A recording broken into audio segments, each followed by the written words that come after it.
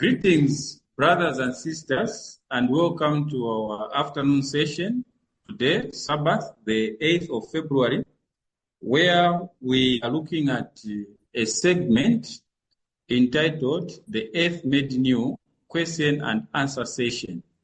So what we had done, you remember we finished the study, and then there were questions that arose from what was presented and also others out of necessity. So on the table, we had a few questions from Bernard and also one from Sister Deborah Ngoma. That now, Sister Ngoma is not yet online.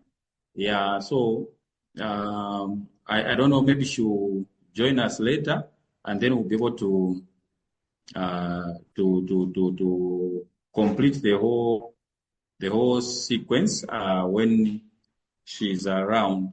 And so I promise that how we are going to start, we are just going to have the prayer thought, and then we'll invite Brother Bernard Chibwana to come forward and help us with you remember we had quotes that are speaking of the new earth in a different format or way. So those are things that we want to put together. Okay, so basically that's the way our study today will flow. And for those that will be joining us online, we pray to the end that they too will be able to help us with their quotations and also understanding that they may have concerning the earth made new, so that everything now will be finished.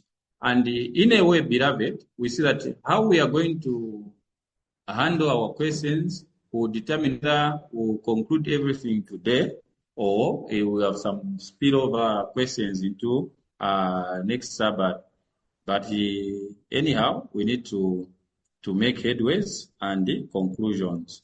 Okay, so as usual, our prayer thought is coming from 1TG number 10, page 18, paragraph 2. 1TG number 10, page 18, paragraph 2. And I read in your hearing. It says, the Bible contains the complete plan of salvation for all humanity. How do I know this? I know it because its story begins with creation and ends with the earth made new.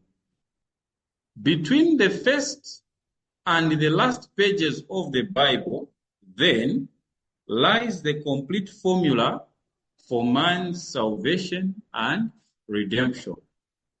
And if such revival and reformation as here envisioned is to take place in the world between these two events, that is creation in brackets and the new earth, close brackets, then the material and example of such a work, so sorry for the break in transmission.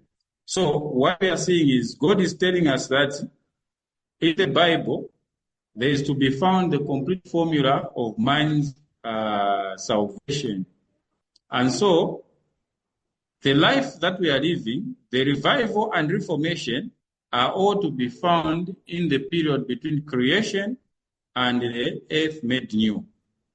Okay? So that is what we have from our prayer thought, showing us that indeed we exist between creation and recreation of the new earth. And this is the only period that we can be able to make sure that we have a place in the earth made new. And through our study, we discover that both the wicked and the righteous will stay on the earth made new, except the time that each of them spends there is different. For the wicked, it will only be 100 years, and then there will be no more. But for the servants of God, That's when they will leave the city and they occupy the whole world that God would have purified by fire after the destruction of the devil and all the wicked host with him. So with that in mind, we shall kneel down as we seek the Lord in prayer. We are praying.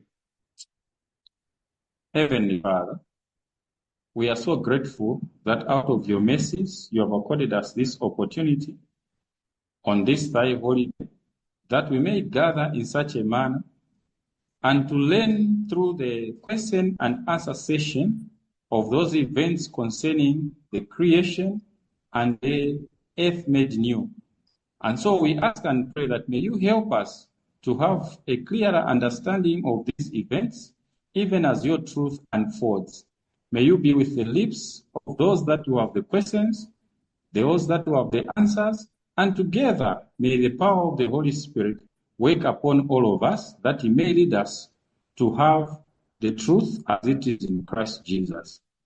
May you therefore extend your hand of truth, wisdom, and understanding to us, that by way of your interpretations, we may be made ready to understand and accept your truth. Bless us now and forevermore. For this we ask and pray with thanks.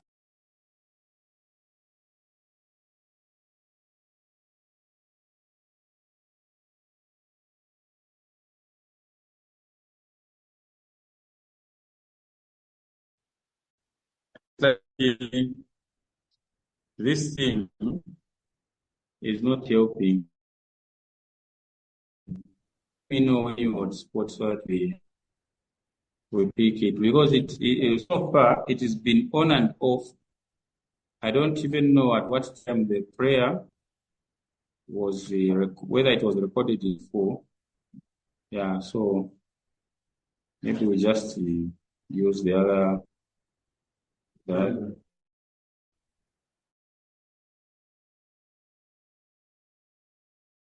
Okay, sure. Yes, it has come. So I'm connecting. Yeah, it's saying connected. Okay. So let me switch off this one then.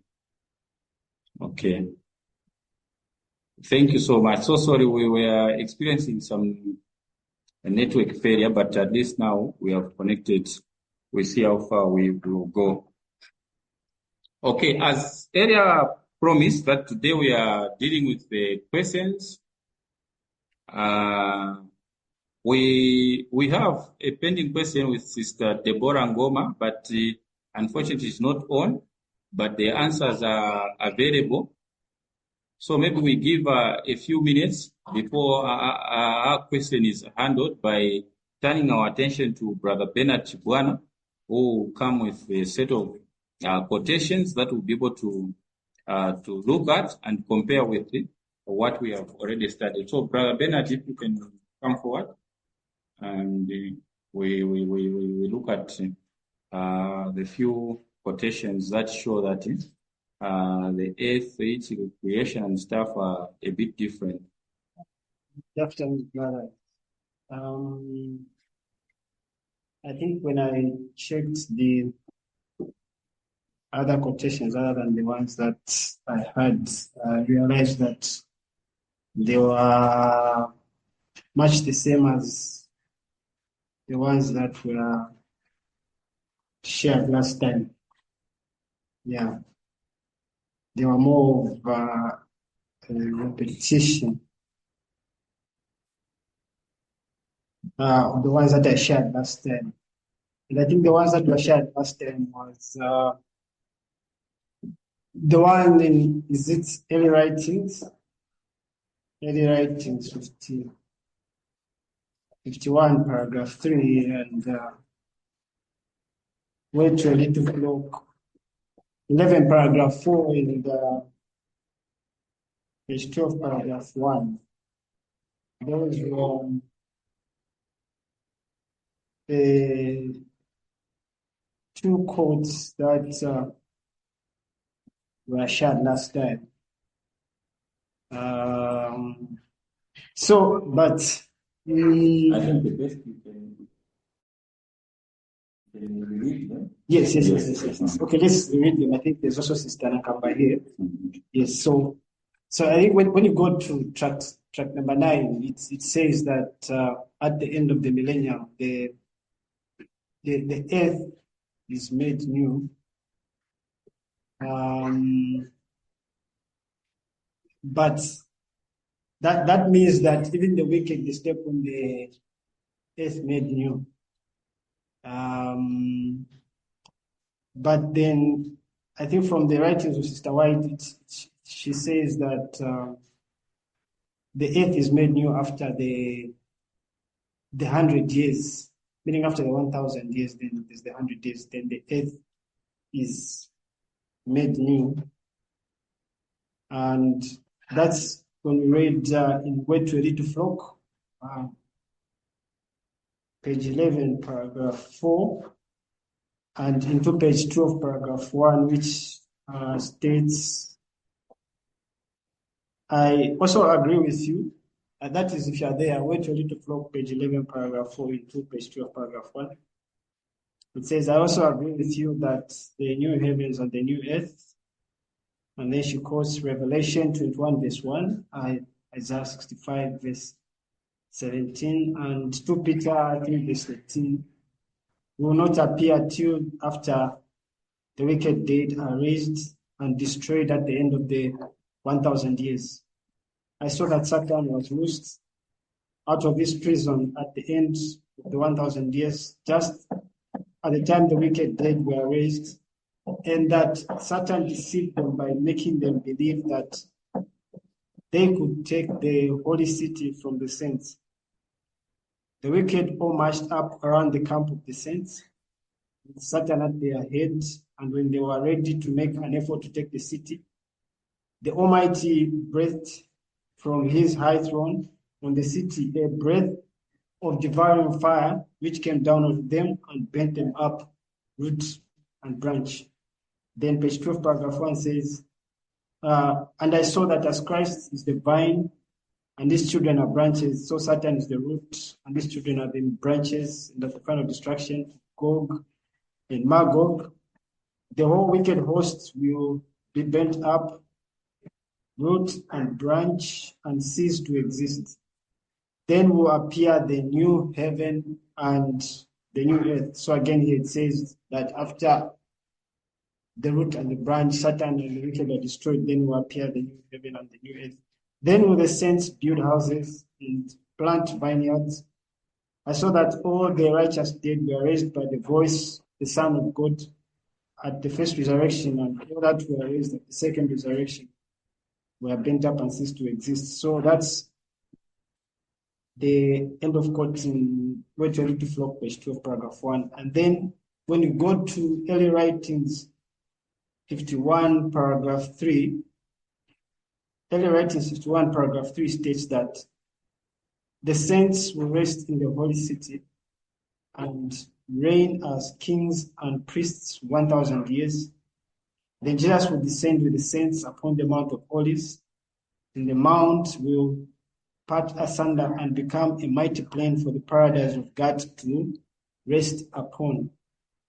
The rest of the earth will not be cleansed until the end of the 1,000 years, when the wicked dead are raised to gather up around the city. The feet of the wicked will never desecrate the earth made new. Fire will come down from God out of heaven and devour them, burn them up, root and branch. Satan is the root, and these children are the branches. The same fire that will devour the wicked will purify the earth. So here she shows that the first place that is purified is where the city will be. And then after the 100 years, when the earth is purified, when the rest of the earth is purified again, that is when the earth will be new and that the wicked will not desecrate it. So these were the two quotes that were brought out last week. And I think I stated, I think at the beginning, saying I had these quotes at first, but I decided to restrain myself from bringing them up because I wanted to study them a little bit more. But when they were brought up, at least, okay, I did study a little bit more and I was requested to do so. And I don't know how I proceed now from this point.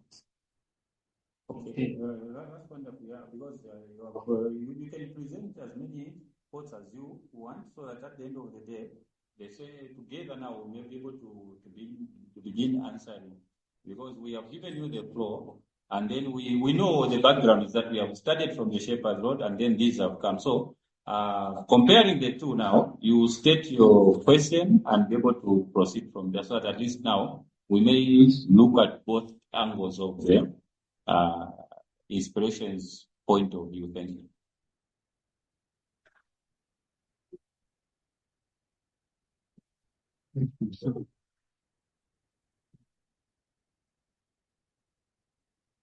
Okay.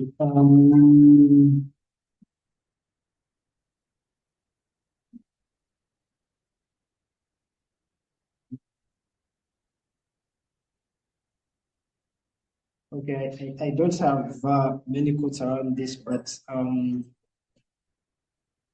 I'll begin with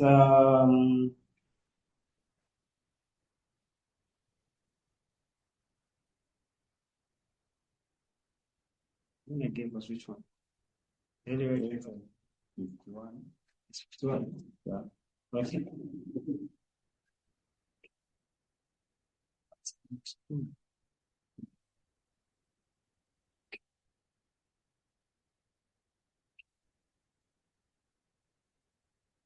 Okay, maybe we start with Great Controversy 658, paragraph 2.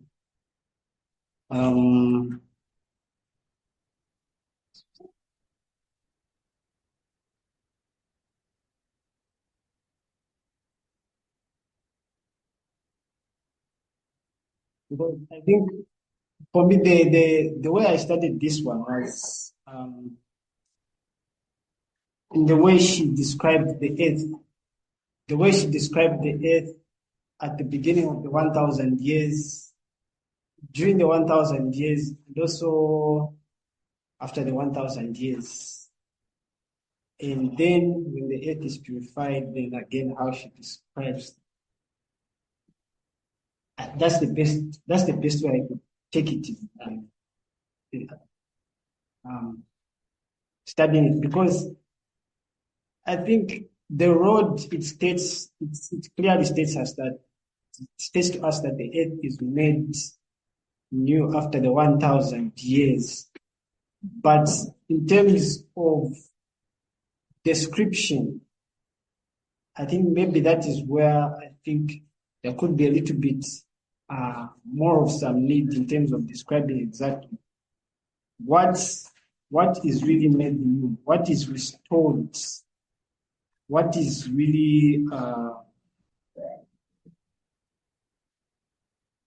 recreated and then destroyed. So GC 658, paragraph 2.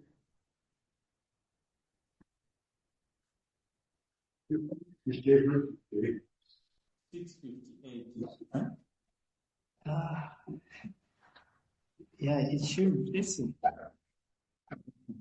think it's the edition that I'm using. Maybe there are 2 editions. Let's see. Isn't it the one saying the liberator foretells the banishment of Satan? Yeah, so I think, so they are the 1888 edition. Okay, but the one says that the expression bottomless.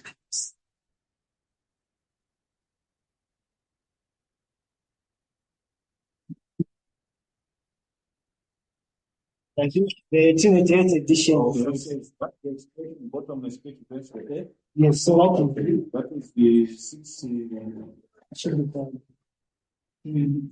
paragraph. Yes, so 658 paragraph 3 in the 1911 edition, the the 1888 edition, 658, paragraph 2.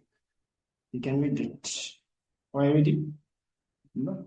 Okay, it says that the expression bottomless pit represents the earth in a state of confusion and darkness is evident from other scriptures. So because the earth at the beginning of the 1,000 years would be is said to be the bottomless pit, it will be made void, isn't it? Yes. So but this is how she really explains it out. So concerning the condition of the earth in the beginning, the Bible record says that it was without form and void, and darkness was upon the face of the deep. Genesis 1 verse 2. The word here translated deep is the same that in Revelation 20 verse 1 to 3 is rendered bottomless pit. Prophecy teaches that it will be brought back partially, at least to this condition. So it will be brought back, but partially, at least to this condition. Looking forward to the great day of God, the prophet Jeremiah declares, I beheld the earth, and lo, it was without form and void, and the heavens, and there had no light. I beheld the mountains, and lo, they trembled, and all the hills moved lightly. I beheld, and lo, there was no man, and all the birds of the heavens were flayed. I beheld, and lo, the fruitful place was the wilderness, and all the cities thereof were broken down. Jeremiah 4, verse 23 to 27.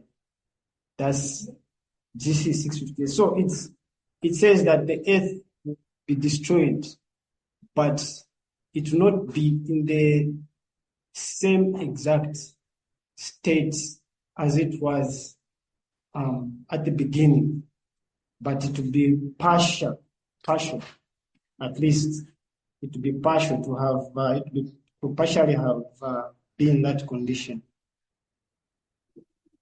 So that's now the appearance of the earth.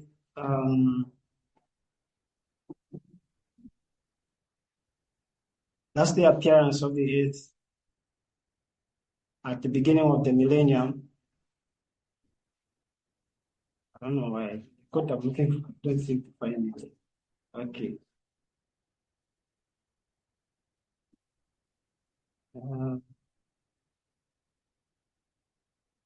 Then the next quote, early writings 290, paragraph 1.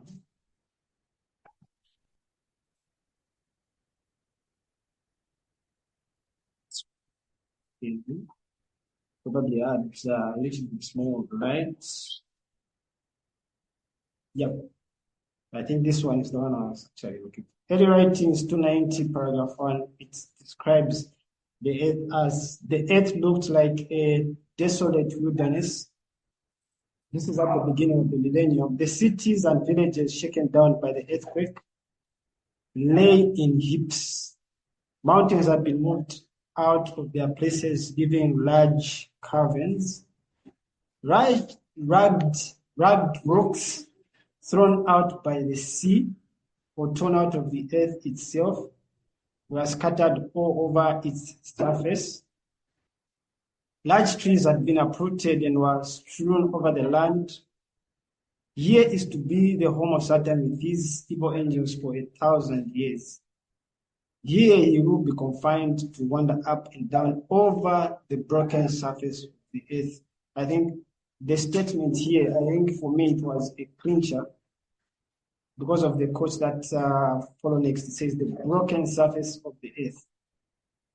Here he will be confined to wander up and down over the broken surface of the earth and see the effects of his rebellion against God's law. For 1,000 years, he can enjoy the fruit of the curse which he has caused. Limited alone to the earth, he will not have the privilege of ranging to other planets to tempt and annoy those who have not. During this time, Satan suffers extremely. Since his fall, his evil traits have been in constant exercise, but he is then to be deprived of this power and left to reflect upon the part which he has acted since his fall. And to look forward with trembling and terror to the dreadful future, when he must suffer for all the evil that he has done and be punished for all the sins that he has caused to be committed. So here is Satan punished to this earth that was broken and destroyed. It has broken surface to meditate. I think there's a similar quote to this one. For your own record's sake, you can write GC 664 paragraph 2. GC 664 paragraph 2. Then now, so this is the appearance of the earth at the beginning of the millennium and also during the millennium. Then afterwards, we read early writings 293 paragraph 2.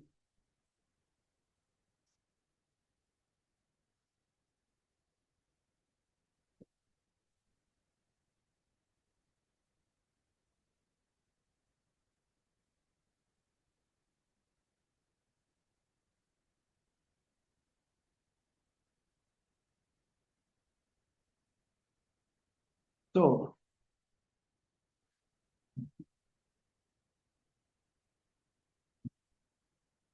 you're welcome.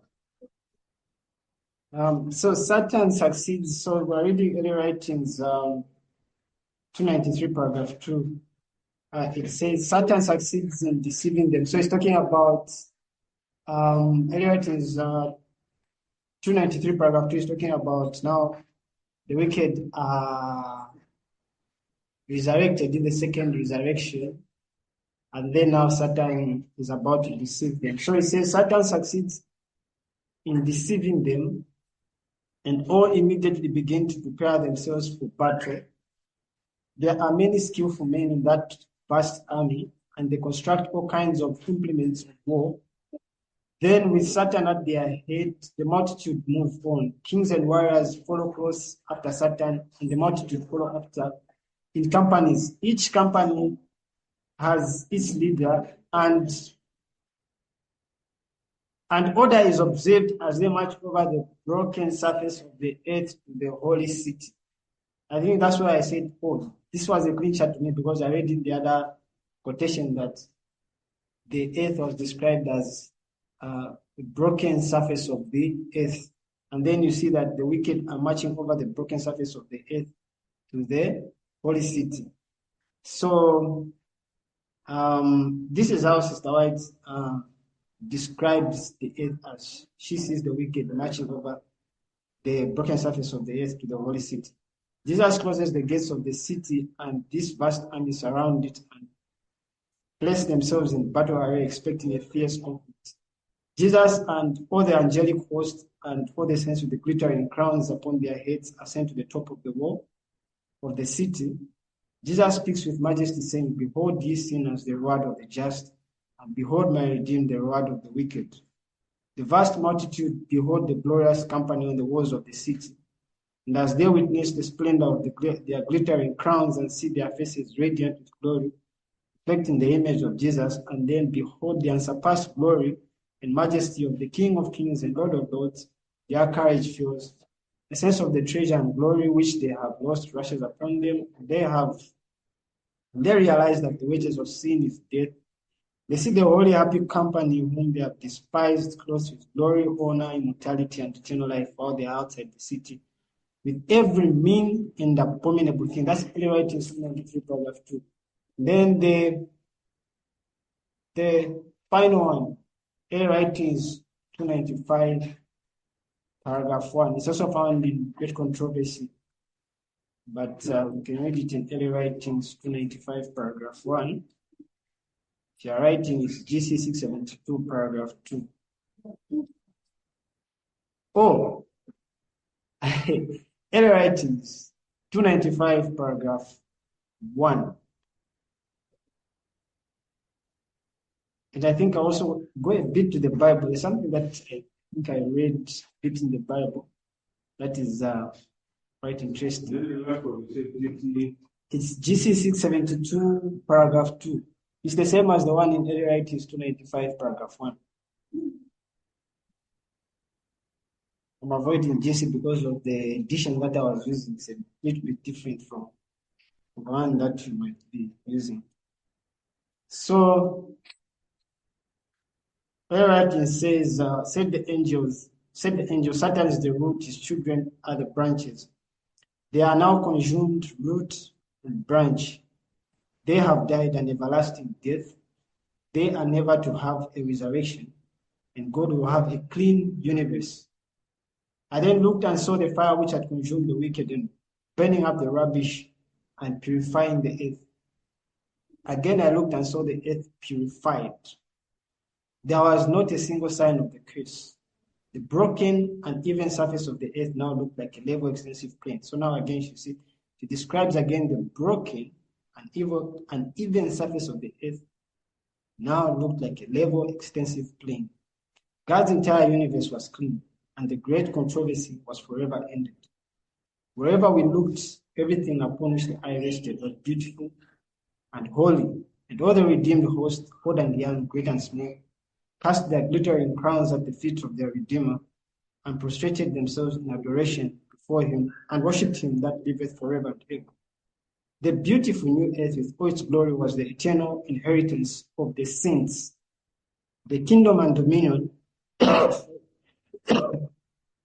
and the greatness of the kingdom under the whole heaven was then given to the saints of the Most High, who are to possess it forever, even forever and ever. End of quote. So this is more of a description, because that's how Ellen White wrote this quotation. It was a description of what she saw concerning the new earth. Let me see if I have any others. Yes. The other one, we can read Early Writings 54, paragraph 1.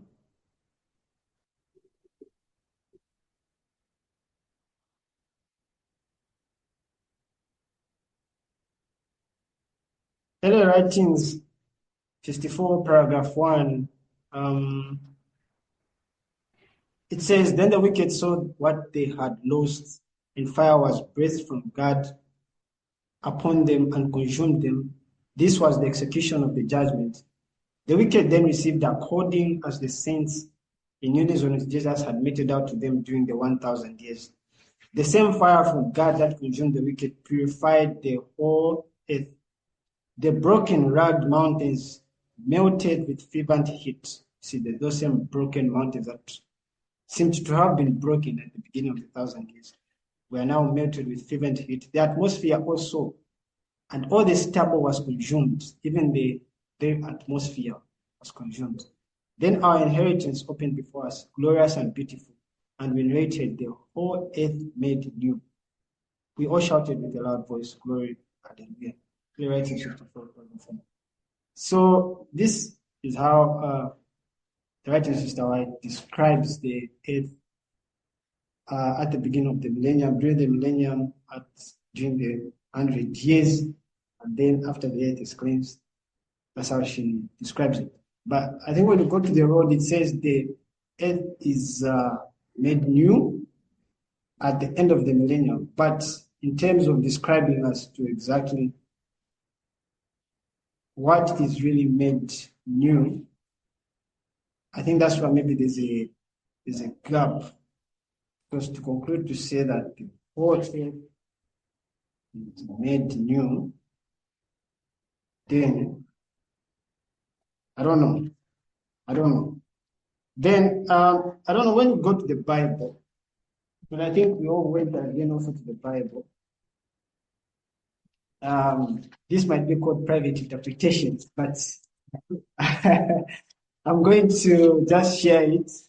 But if I don't share it, I shall remain with my private interpretation. Yes. So when you look at the whole scenario,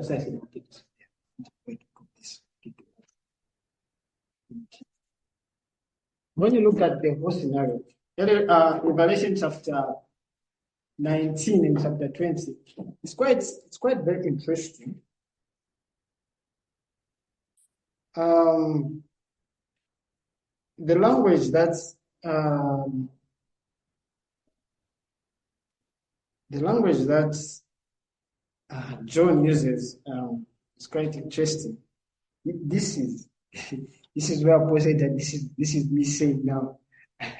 Yes, so I think Revelation 19, if we begin verse 11, it says, "And I saw heaven open." So this is John describing the scene. He says, "And I saw heaven opened, and behold, a white horse, and he that sat upon him was called Faithful and True, and in righteousness he doth judge and make war. His eyes were as a flame of fire, and on his head were many crowns, and he had a name written that no man knew but he himself. And he was clothed with a vesture dipped in blood, and his name is called the Word of God. And the armies which were in heaven followed him upon white horses, clothed in fine linen, white and clean. And out of his mouth goeth a sharp sword, that with it he should smite the nations, and he shall rule them with a rod of iron. And he treadeth the winepress of the fierceness and wrath of Almighty God. And he hath on his vesture and on his thigh a name written, King of Kings and Lord of Lords. And I saw an angel standing in the sun, and he cried with a loud voice, saying to all the fowls that fly in the midst of heaven, Come and gather yourselves together unto the supper of the great God, that he may eat the flesh of kings, and the flesh of captains, and the flesh of mighty men, and the flesh of horses, and of them that sit on them, and the flesh of all men, both free and bond, both small and great. And I saw the beasts and the kings of the earth and their armies gathered together to make war against him that sat on the horse and against his army. And the beast was taken, and with him the false prophet that wrought miracles,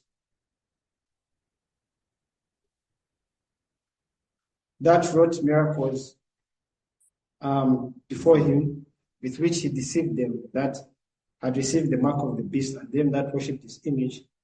These both were cast alive into a lake of fire, burning with brimstone. I went very much far behind. And the remnant was slain with the sword of him that sat upon the horse, which sword proceeded out of his mouth.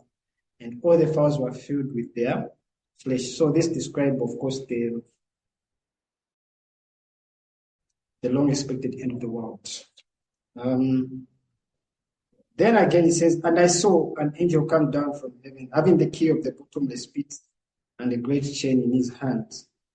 And he laid hold on the dragon, that old serpent, which is the devil and Satan, and bound him 1,000 years, and cast him into the bottomless pit, and shut him up, and set a seal upon him, that he should deceive the nations no more till the 1,000 years should be fulfilled. And after that he must be loosed a little season. And I saw thrones, and they sat upon them, and judgment was given unto them. And I saw the souls. So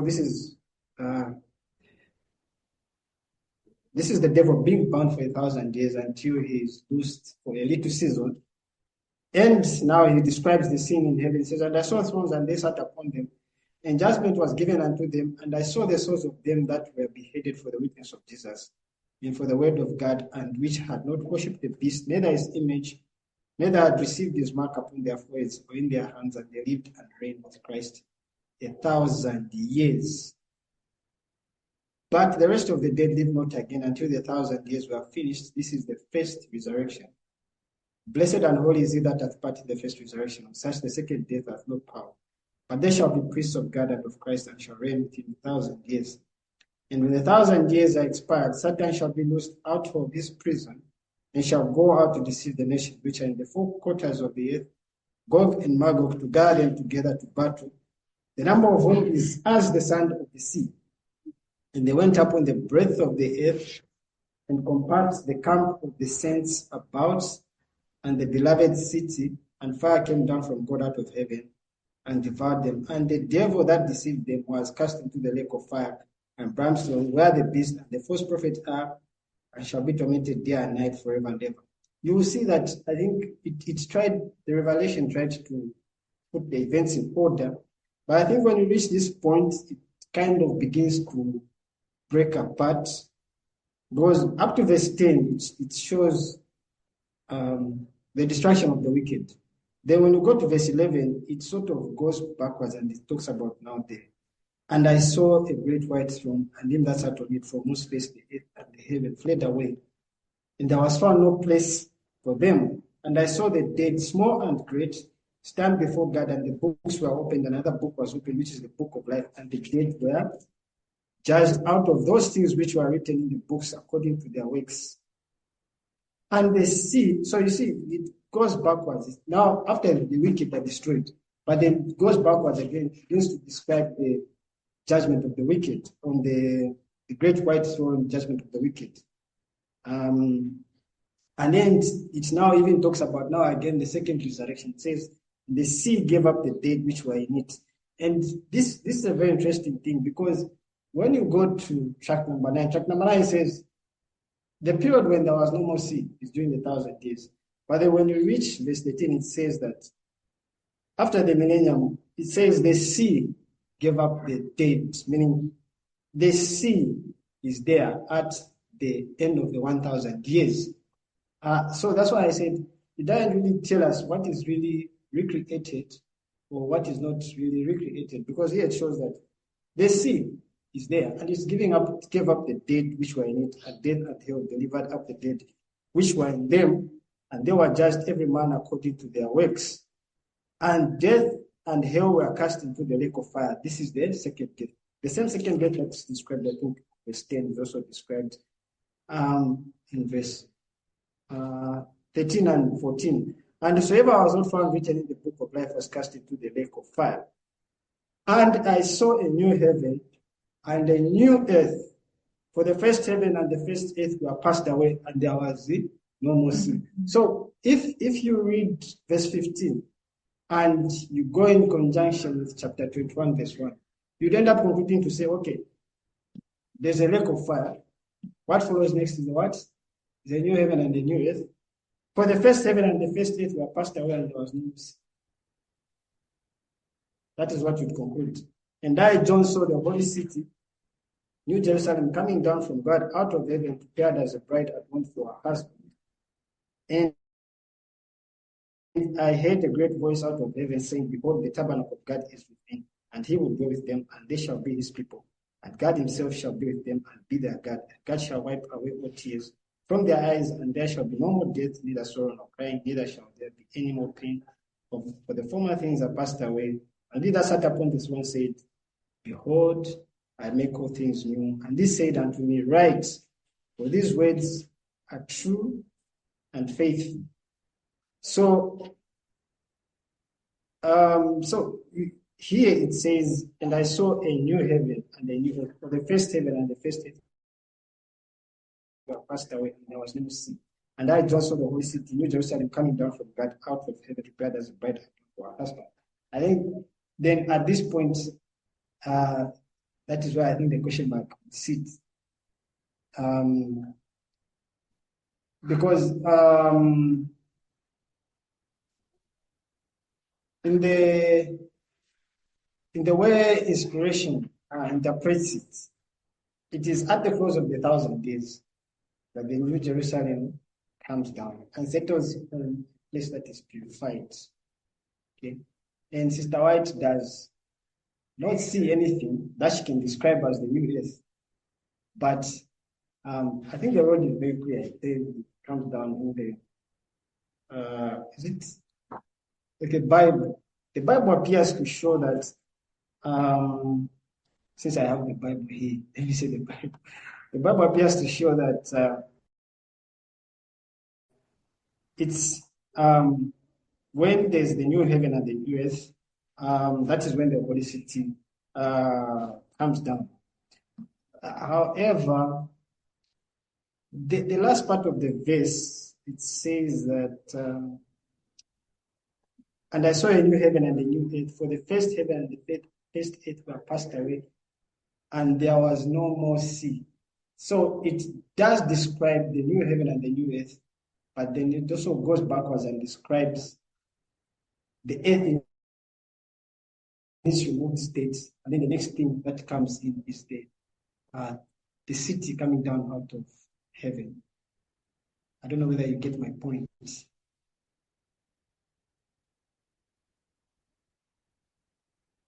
Yes. So let's see if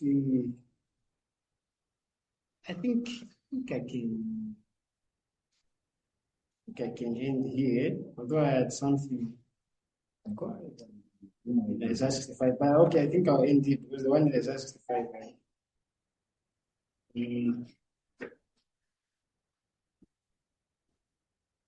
No, I think I can just end it here.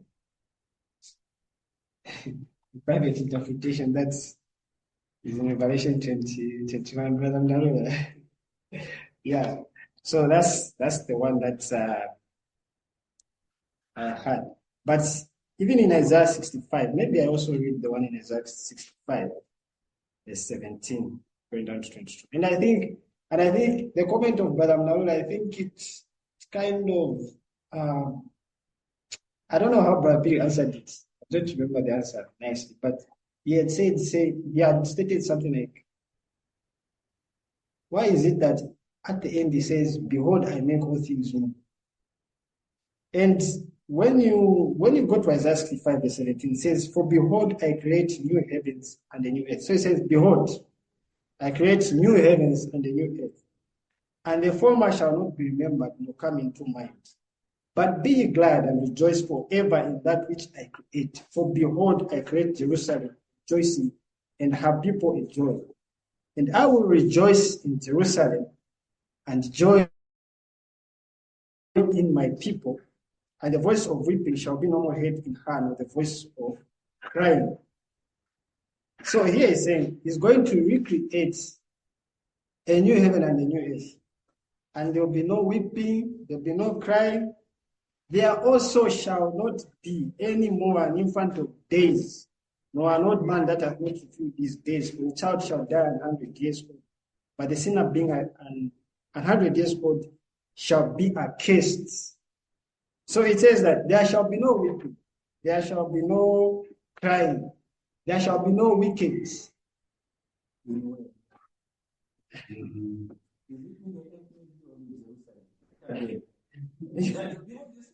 This is one of where he's taken himself, because it is showing that he's talking of this Jerusalem having none of those things.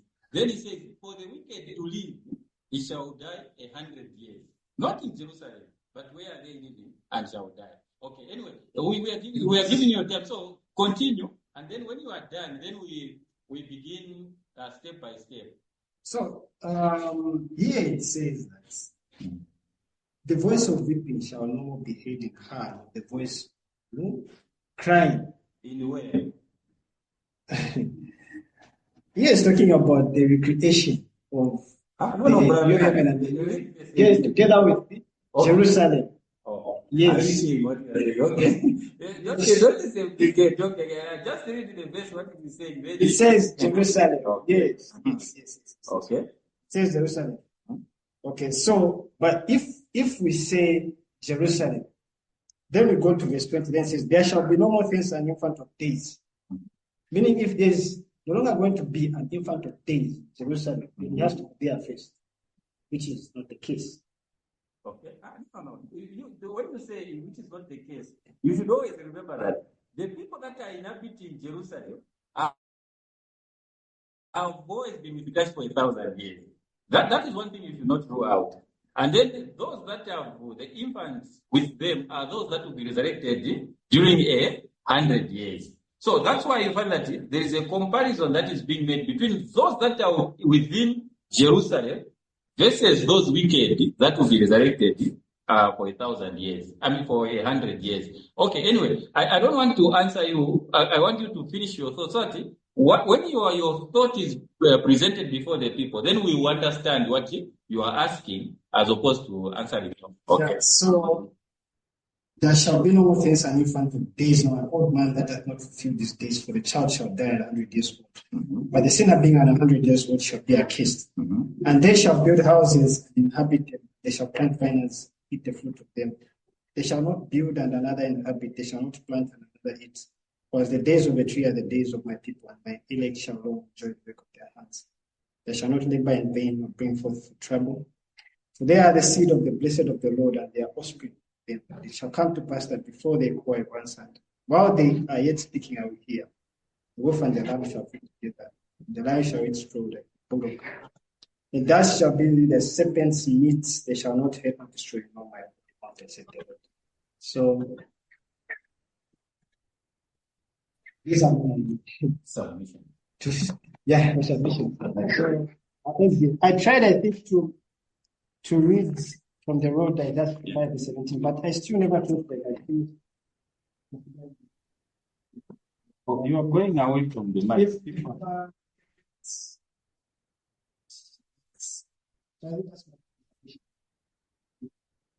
Okay, so thank you so very much. So we've heard from Brother Bernard, who has given his submission concerning the earth made new.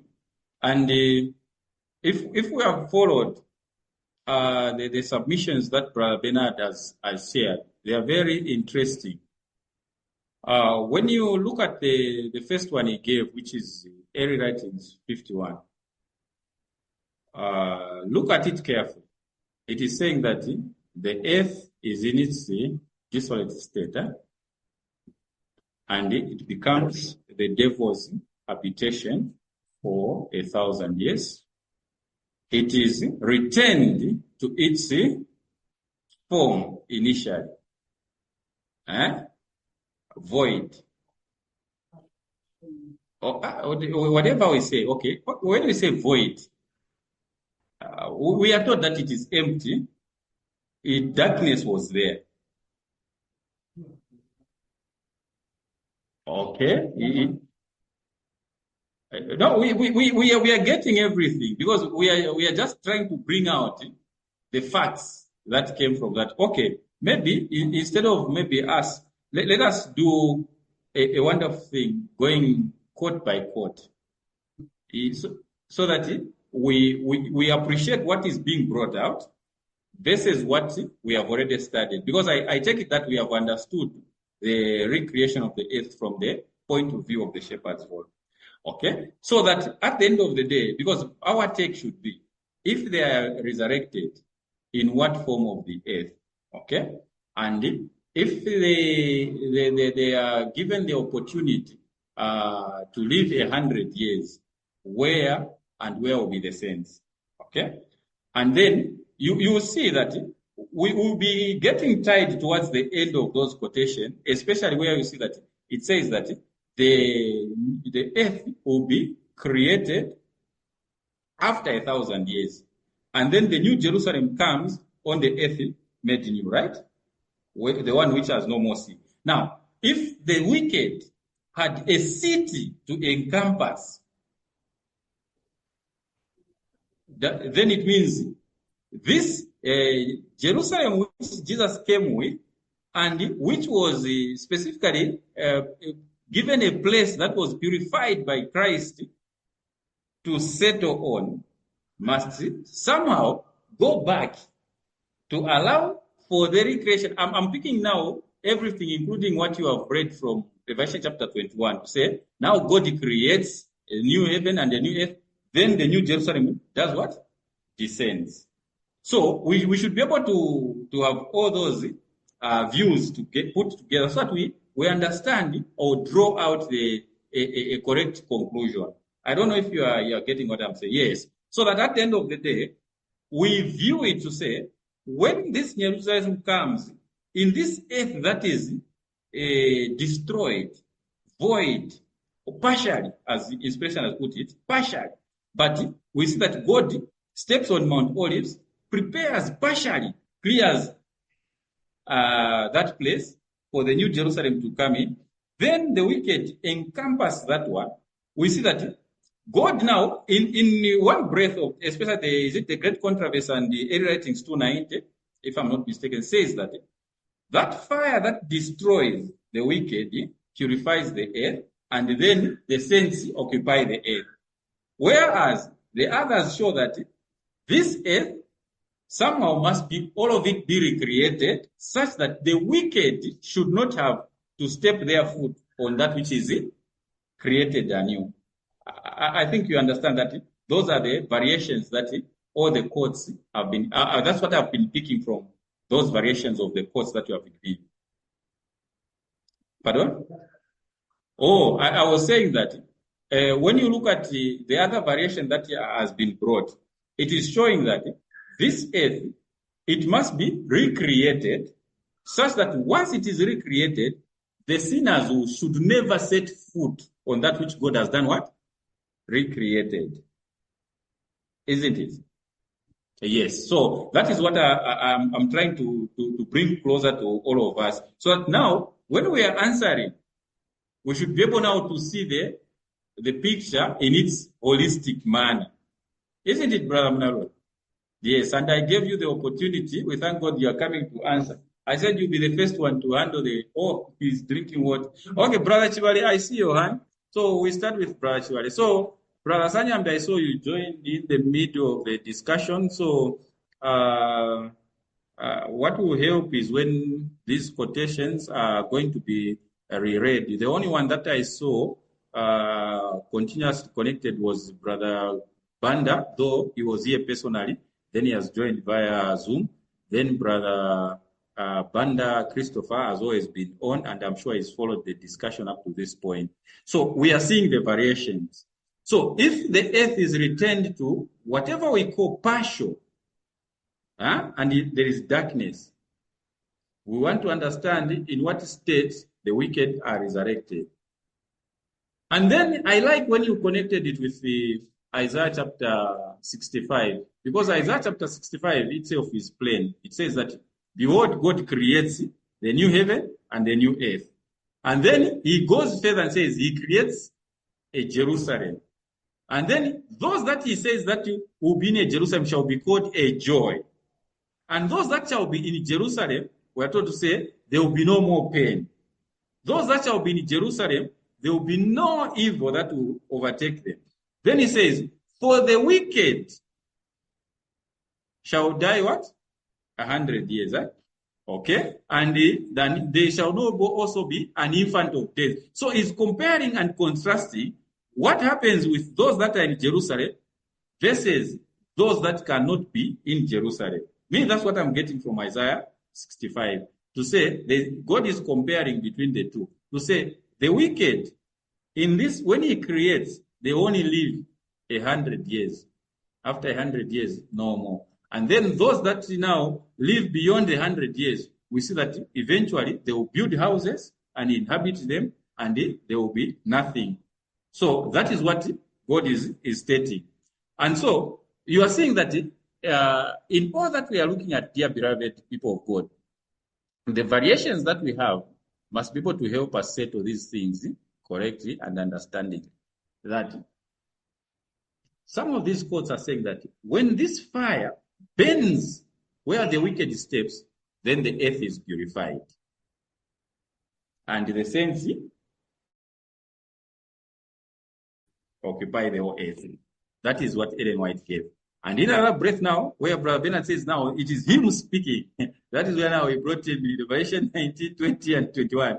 Okay? Which also shows us another variation where we see that God manages to bring his people on earth. Then the wicked encompass this city of God. Then fire destroys them. Then chapter 21 says he creates a new heaven and a new earth. Then John saw New Jerusalem again do what?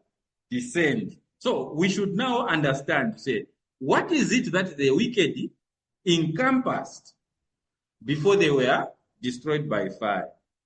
Okay? So that when the New Jerusalem now comes, we should be able to understand. So that now we can now move step by step. I was just like maybe trying to highlight on those points that I got from the quotes. I know some of you also got others. So when we put them together, we can see how we can now be able to handle these questions correctly. So Brother Chivale is here, so we give him the floor. No. Thank you. Good afternoon. Inenifuna nichite explain pali Liberation chapter 20. I think vamisako ma points ya mozi from Liberation chapter 20 verse 1 up to 4. Zaverengako ba leader. Fact to understand first point, because Satan vazamumanga for 1,000 years. Pamene vasamuchita loose, pochita tempt futi vanhu nishi 1,000 years yachita chani finished. So azachita bwanji deceive vanhu after nchivamupa kudala, because vasamuchita loose after 1,000 years yachita chani finished. Ero manje vamupase futi another chance yochita attack futi another nation. Manje ni kuti ngavamuonongera tu before 1,000 years. Iverenge.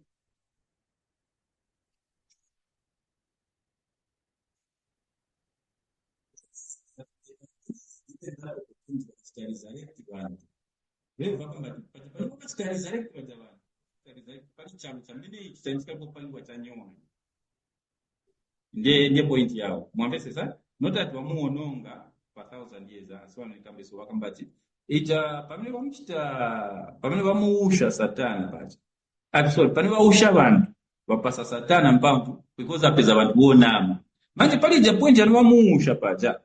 It is in this earth mwane ilili so chabe ikaibo pangiwa bwino vakaibo ipanga bwino mwambesesa vachivale point yawa. Then vakaibo ipanga bwino iyi earth vavausha. Then pane vavausha vaja chamene chapezeka chakutati paja pane vaikachabe New Jerusalem ndiye pamene mulungu ayeresako chabe. That is where he has made better for the New Jerusalem to settle. So vaikachita settle va wicked vaja vakavausha vanamana vachita bwanji ati ma mountain yakaliononga yovopwanyika vintu so chabe ndiye pane vambopanga ma weapons and everything else kuti vachite take over uja muzinda wa mulungu.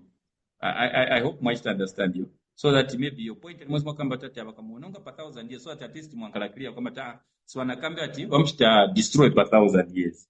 But auka after per 1,000 years but vapasako extra 100 years after the wicked vauka. So vakauka the wicked vauka muziko ya meneyi yosapangiwa bwino. Then ndiye point yao. I don't know that manje ngani point yao, because Bible yeso kamba Christ pamene azabwera the earth will be destroyed because na glory ya Yesu. So izaonongeka na glory ya Yesu pamene azabwera the second coming of Jesus azaborotenga vantu vake. Ero glory izaononga the whole entire earth with his glory. Ero manje ndi pamene Yesu kambati ne statement iri pa Revelation chapter 21 yamene kambati I earth yamene izaonongeka kuzasara kulibe chani no nangu a sea. Ine ndemo amene naichitira understand.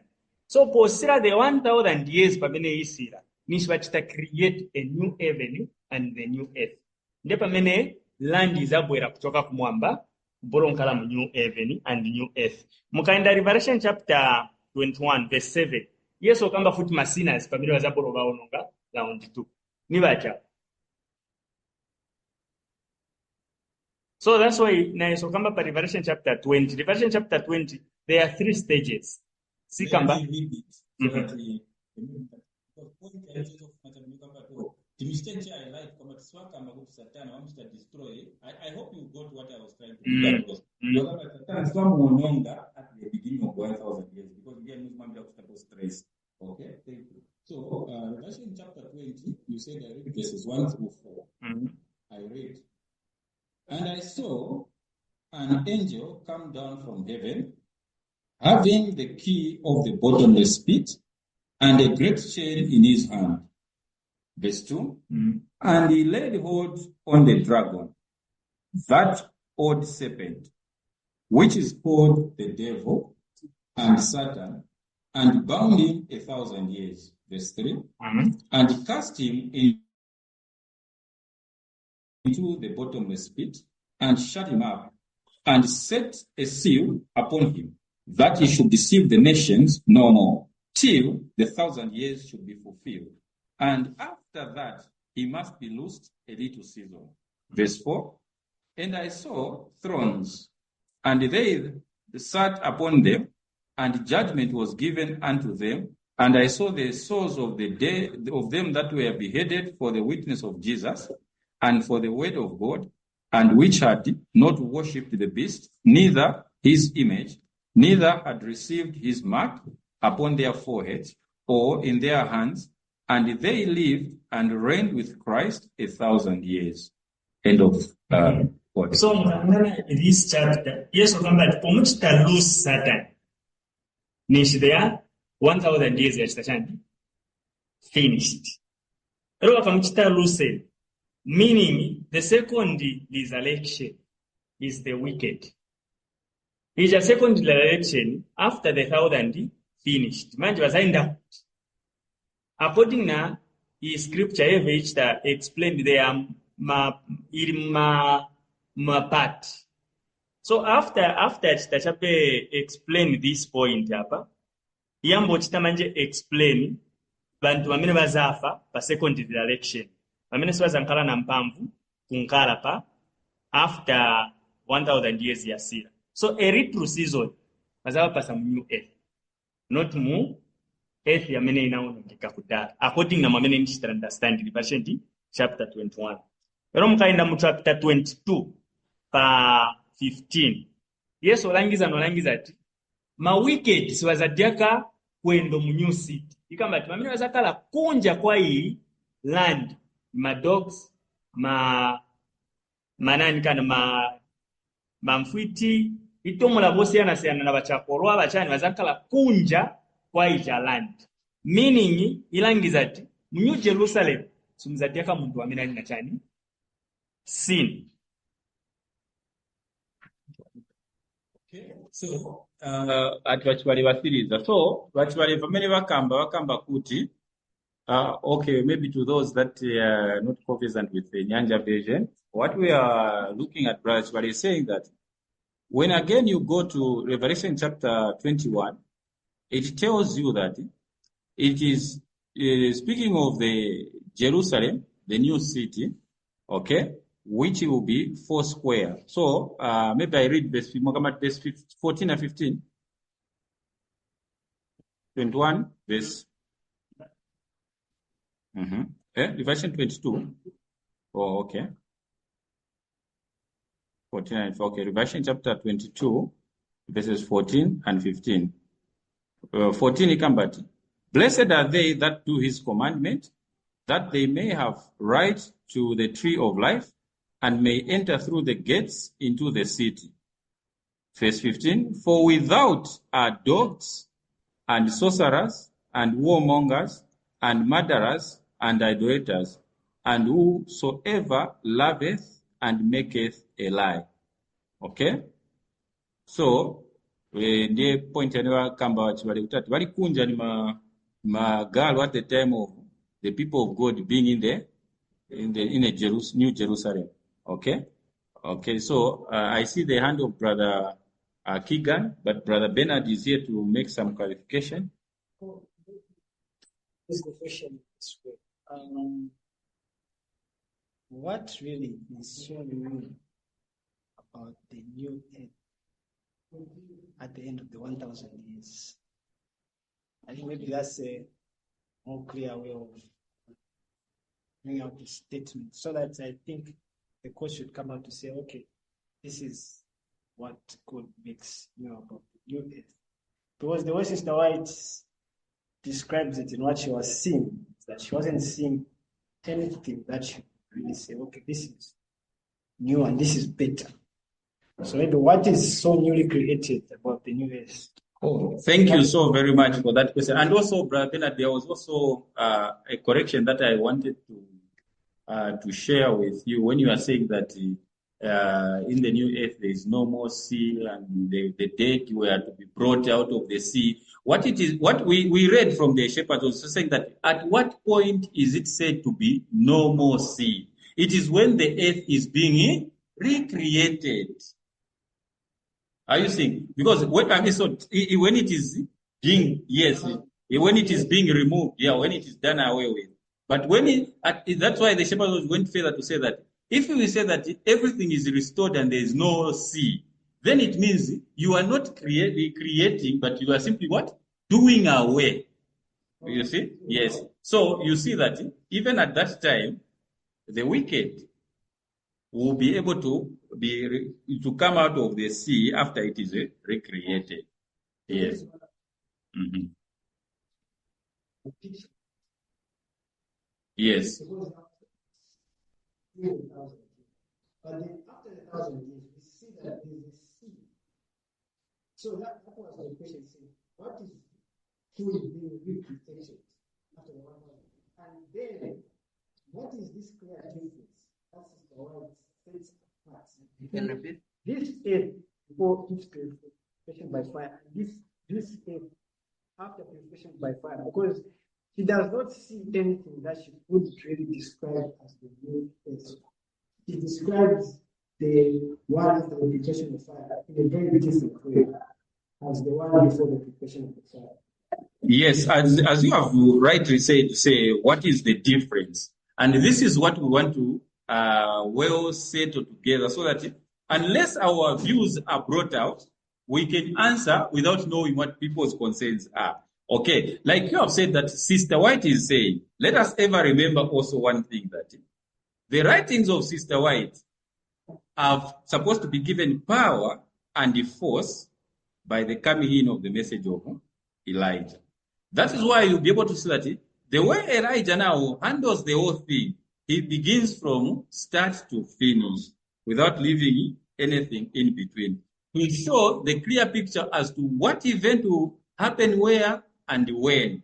Okay? Now, in both cases, Brother Bernard, if you have observed, you see that the recreation and the purification are two different processes. In the version of the Shepherd's Rod that you have asked to say, you want a clearer one. We are told to say, the wicked and the righteous all resurrect in the earth made new. And those weapons that the wicked make to try to encompass the new Jerusalem that has descended from heaven, they do it from the earth made new. And the Shepherd's Rod says that the fire that comes down from heaven burns the devil and those places wherever the wicked had done what? Had stepped. So we see that. And there is no notion that at that time the New Jerusalem goes anywhere else to allow for the recreation of the earth and then come back. And this is exactly what also Sister White said, that at the time that the wicked, they come on this uneven surface, because the uneven surface can be interpreted well either way. To say it is uneven because the wicked have dug from where God had created anew, it can be uneven. Also, like you have put it in your version to say, oh, it is before this earth is what? Is recreated. Okay? And we remember we are still dealing with the part where it is partially void. I don't know how much void it is, such that it will resemble the state when it was there. Because let us remember that in the state it was impossible for man to dwell in. And the fact that if it was to return to that situation, whether partially or whatever, it will not be possible for man to dwell in. And let us ever remember that when it was not possible for man to dwell in, what we are told of God in the first creation was that it was only the Spirit of God that was hovering over the deep. And of the devil, we don't know whether it is also his spirit that will be hovering over that broken state of the earth. But for man to come and resurrect and for God to destroy, then we can say that there were no more mountains. There were no more sea. The birds flew away. So the fact that all these should be able to return, we should see a picture, say, okay, in what happens for it first to come to a certain condition of that nature, so that at least man should be resurrected in it, destroyed, but it still be in the rugged state before it being recreated anew. Are we going to have at least a partial recreation, then a final recreation? So that when we are dealing with these questions, we are able now to handle them from start to finish, and not where we leave a question or point hanging, so that somebody goes home and says, but this, so that at the end of the day we understand properly. To say, if indeed the feet of Christ comes and settles on Mount Olive, creates a space for Jerusalem to settle, then it is that only point that is holy. We take it, that is, at least that one has been renewed. But these others never renewed. Then you have the wicked come up on the rugged surfaces, whatever rugged it is, that we should also go deeper to understand, say, how rugged is it? That the wicked will still be able to come out of it and create something of a rugged and a partial fallen state of this earth. Huh? Okay, so these are things that I want to follow them nicely so that we don't close any thought and any idea. No wonder I'm trying just to like highlight what we have looked at and what is being said. So please let us allow now Brother Keegan Banda to. Oh, oh, oh. Oh.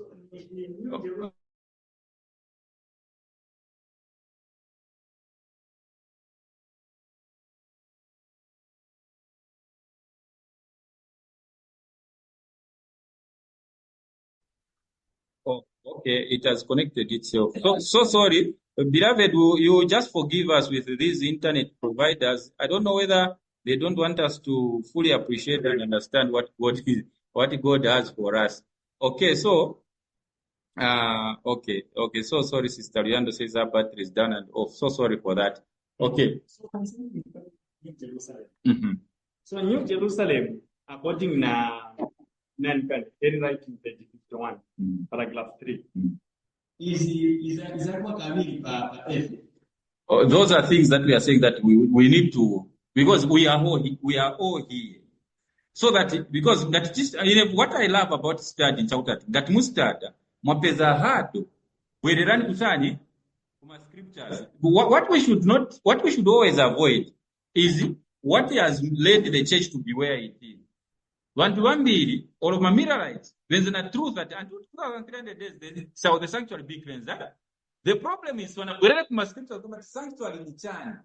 Wanaenda mwa conclusion that vanitizimi ya sanctuary ni So now if we want to avoid that pitfall, what we will do is, okay, since here it shows that the wicked must encompass the New Jerusalem.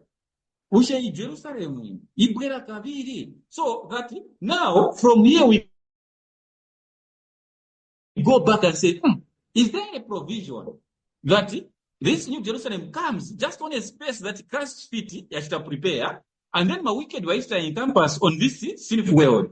Then after vapaya vajama wicked, then na earth vaishoka ienda kuti New Jerusalem, so that yapasa chance mulungu tasitani ashite recreate futi earth, then in New Jerusalem ishite bwanji ibwere futi. Are you getting the point? So these are things that, because I'm saying that we are studying.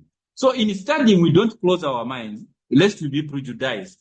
So it should be able to open our understanding. Say, if there is this notion, is it also sustained by inspiration? Kama to pali possibility that stenzo ziwa at Jerusalem izabwera no bwere. Are you getting the point? Eh? Yes. So that's why in Kambati, my views on that pame ya bwere as it pasa voganiza. If mulungu alesati tisazilema. That is the spirit that God says that we should not develop. So we should learn to task our minds. My minds are talking as this event. That is the whole purpose of study. Studying at city panga kuganiza or kupituruka monishisi study your mind. Ni my memories. Can you remember your mind? Our teacher wanatupundisha mlenga kicking the ball. Can you remember? Yes, mlenga kicking the ball. Can you remember? Manje vijani funafuna ati mulungu. We put our minds to the study. If this is what is being presented in this version and in this direction, then what is God saying? Then we get the conclusion from what God is saying, as opposed to, as he said, me saying. Yeah, so this is me saying, you leave God now saying, Paul said, but us, we do what is right. Yes, Brother Keegan, sorry for holding you long. So I'll begin. I wasn't getting clear. I don't know if all of us understand the time when the sea is created versus the time when it is normal. The time when it is normal. Okay. Oh, you are doing injustice to those online, yeah. Because when you answer away, they are not getting what you are saying. Sure. So I think my point now was stressing the description of the earth after 1,000 years. So I was saying that I think this is where the road, I think the phrase I put it like, this is where I think the road maybe does not provide much information. Then one of the examples I gave out was to say, you see that according to the road, there's no more sea during 1,000 years. But then you still see the sea after 1,000 years. So then, what is truly recreated after the 1,000 years? I can give more examples, but maybe the other examples are a little bit more. When you are presenting, you say that what follows the people, the wicked during in the post millennium? Is it you mentioned also the sea? In reference to the sea when you are reading. It says the sea generally in the Bible. Yes, and give up the dead. Yes, and then discover that before the 1,000 years, during the 1,000 years, there's no more sea. So, but then we see it after 1,000 years, meaning that it has to be. It's not there. It has to be created. Yes, correct. Yes. So the question is, what is still being recreated? No, we're going to go to that because the what you call track number 9 tells you. I just want to understand. In the time when the sea is there in the time when the earth is made new. Okay, that's what the Lord says in a nutshell. Let me read the quote. No, I agree. Yes. Then, where are the dead in the post-millennium manifesting? Okay, from in the post-millennium when the sea is available, is around. They are on the earth. Huh? Okay, so then let me go to other quotes also, because checking a lot of them that you are talking about. Also verses Jeremiah chapter 4, Revelation chapter 6, and Revelation chapter 16.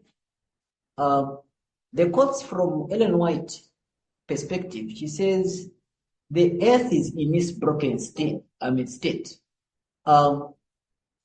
its broken state, she quotes or she makes reference, whether she was quoting or not quoting, but she's saying the mountains are moved. Yes. But during the millennium, are the mountain moved or they are not there according to the Bible? It says, according to the Bible, I'm saying during the millennium, are the mountains moved or are not there?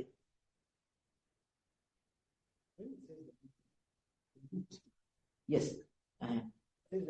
I'm saying no. The phrase being moved, it means they are there, but they are moved somewhere to a place. Okay, then the question is not talking to where they are moved. It says, are they there? Understand what I'm asking? Yes. During the millennium, are there mountains there according to the Bible? Not according to, let me say, not according to the road or according to the spirit of prophecy. Let us go to the Bible now. Okay. Are they there? No, I gave you the base. Like when you look at it in in Revelation chapter 16, verse 20 what? That's the reason I was quoting here. In Ellen White, when she's bringing the episode of that, let me go to Ellen White 6, that is 20 what? Here, remember that this quote in Revelation chapter 6, am I correct? In Revelation chapter 6, this discussion is under what seal is this? The 6th seal. Okay, and most of the people, when they are talking about this, they refer it to what? To the time when the earth is done what? At the second coming of Christ. Okay, remember that quote. Here where it talks, it says, that is verse 14. You've seen it, huh? It says, and the heaven departed as a scroll when it is rolled together, and every mountain and island were moved out of their places. That is the reference that you made, though you did not quote, but that was the part when the earth is, moved out of their places in the Ellen White writings. Okay, it says the mountains were moved out of their places. If we go to the Bible reference, if we are to link it which part she was quoting, we discover that it goes in which reference? It goes in Revelation chapter 6, the time when we are under the what? Under which seal? Okay. In this time, we know the people that are discussed down is the Seventh-day Adventist. Okay. This time we know it is in the time of what? The slaughter of Ezekiel 9. Okay. At the slaughter of Ezekiel 9. Even before we go to what? To the kingdom. When we discuss this same, okay, we go deeper into discussing this one. But when you look at it in Revelation 16, but when you look at it in Revelation 16, okay, Revelation 16, you look at it here.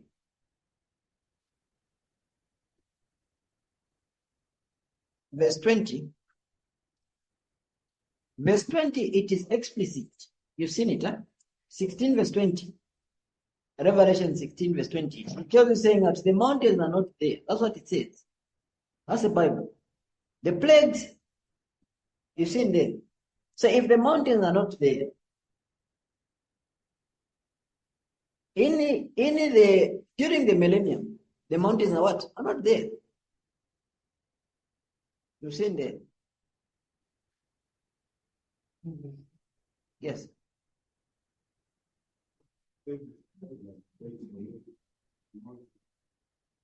Okay. If the mountains are not there, this actually is talking of who? Before. Yes, this one is talking about what?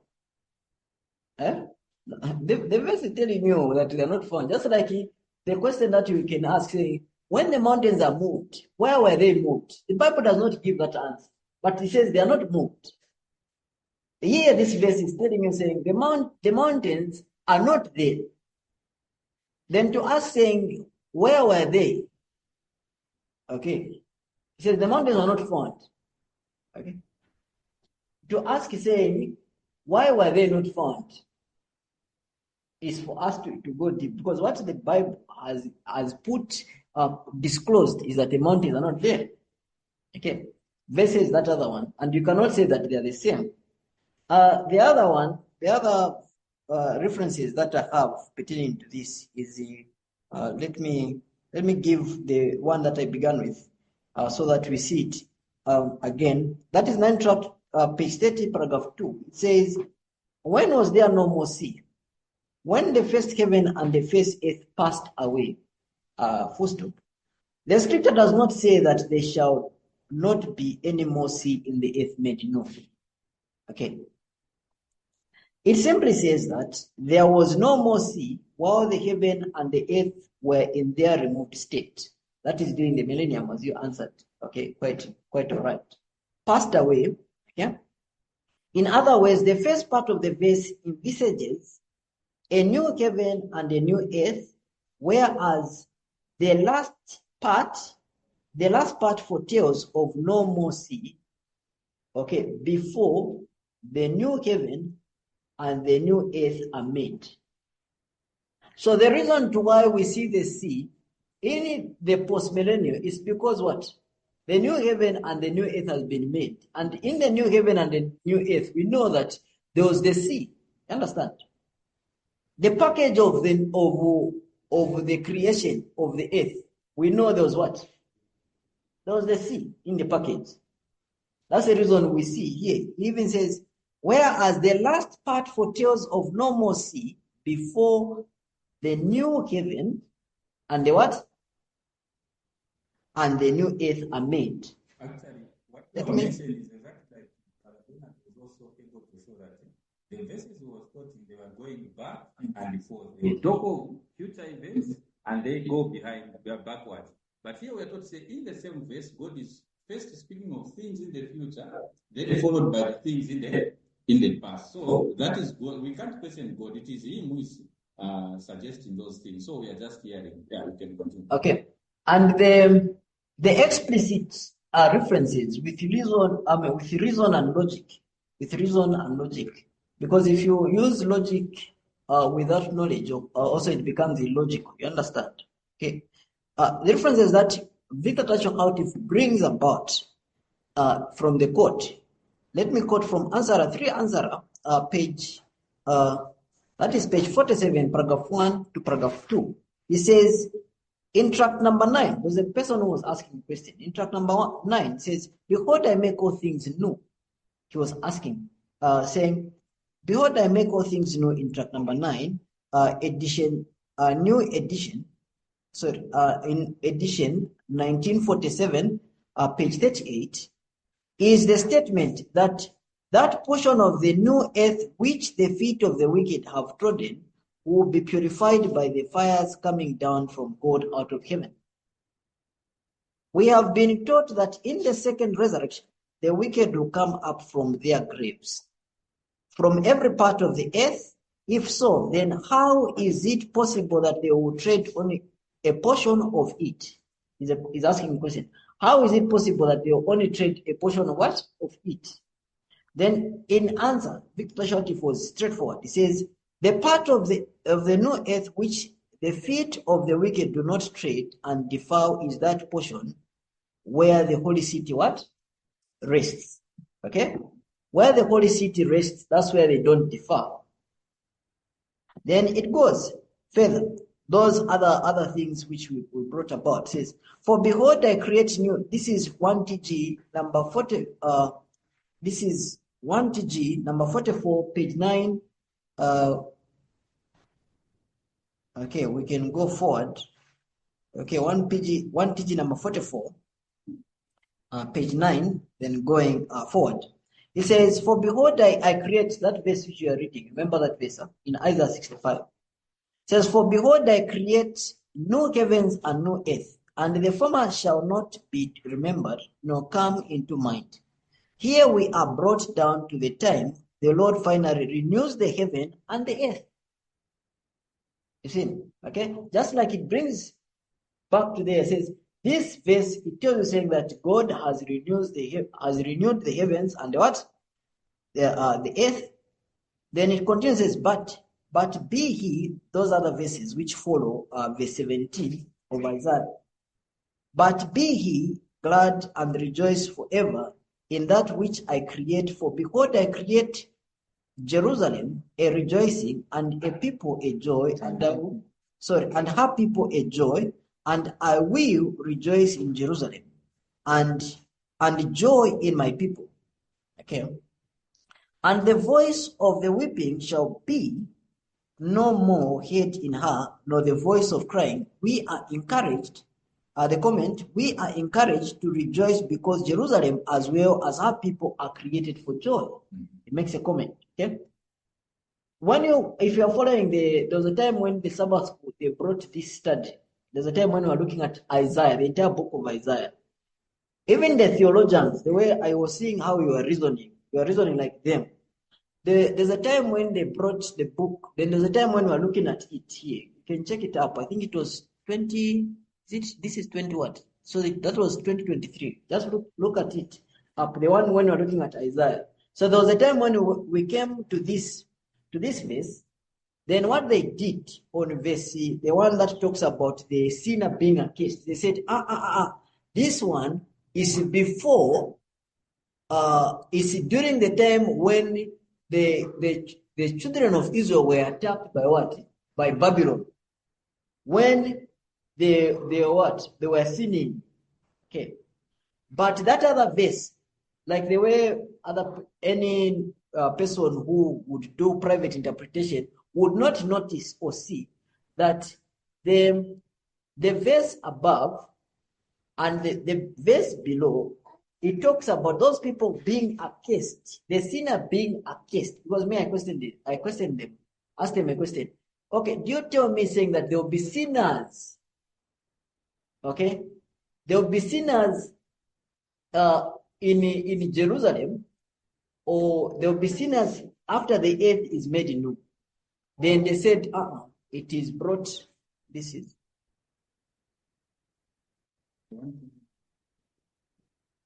Okay. So I asked him, saying, okay, do you tell me that there will be sinners after the earth is made new? Then they said, no. This verse, it is a separate verse. It is telling you before the millennium. It is pre-millennium. That's how they answer it. This verse, they even carefully say this is pre-millennium. Okay. But when you look at it here, even the comments, it says, I've read this one. Verse 20 says, there shall be no more thence an infant of days. Infant of days, those people who have less years or children years. Infant is years. Okay. Those who have maezi ya mwana, there will be no more there. Okay. No, an old man that hath not filled his days. Okay.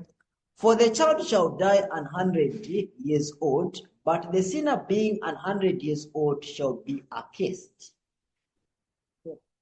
Even the verse, when you are just analyzing this verse, you cannot attach it in what? You cannot attach it to the people in Jerusalem. Because in Jerusalem, in the city, there is no sinner there. And we cannot also attach it to the people saying that infant of days. There will be no children in there. You understand? Okay. Because it's a joke. For you, you've gone to heaven, then for 1,000 years. Understand? Then you attached, because even Ellen White, she tells you saying that at the time we go to heaven, all of us will be put at eternal what? Eternal youth. All of us will be immortalized. It tells you we'll be immortalized, put at eternal youth. That's what it says. Then how is this verse? Where can you apply this verse? If you apply this verse in a post-millennial, in the time of what do you call to the saints in the city, it will not even apply. Then now it will be forced for us to seek for divine mind. That's the reason when we see here, Victor Tashawati, he makes a comment saying, concerning the wicked in the earth made new, and who come up in the second resurrection, the resurrection of the unjust, Revelation 20 verse 5, there shall be neither birth nor death among them for 100 what? So it tells you the reason. Okay. And them, they have to live up to, if you resurrect at 100 years, let me give an example. Yes. If you died at 100 years and you resurrect, you live another 100. But if a child who was an infant of days resurrects, he cannot be accursed at an hour. It says he has to live for what? So there will be no infant of days. Yes, into 100 years. Yes, they will be accursed. It's a period. In short, Victor Shatif says, this is a probationary time they live. Okay. It says, there shall be neither birth nor death among them for 100 years. Full stop. Thus, the only children that shall be among them will be those who are raised from the dead. Understand? Consequently, both those who are old and those who are young who have lived 100 years, from the resurrection of the just to the second day. So, from the resurrection of the unjust to the second death. Thus, the child and the sinner, becoming 100 years old in the earth made new. You see, it is even clear. In the earth made where? New. Okay. Shall both succumb in the end of the sanctuary. Then the righteous shall inhabit the whole earth.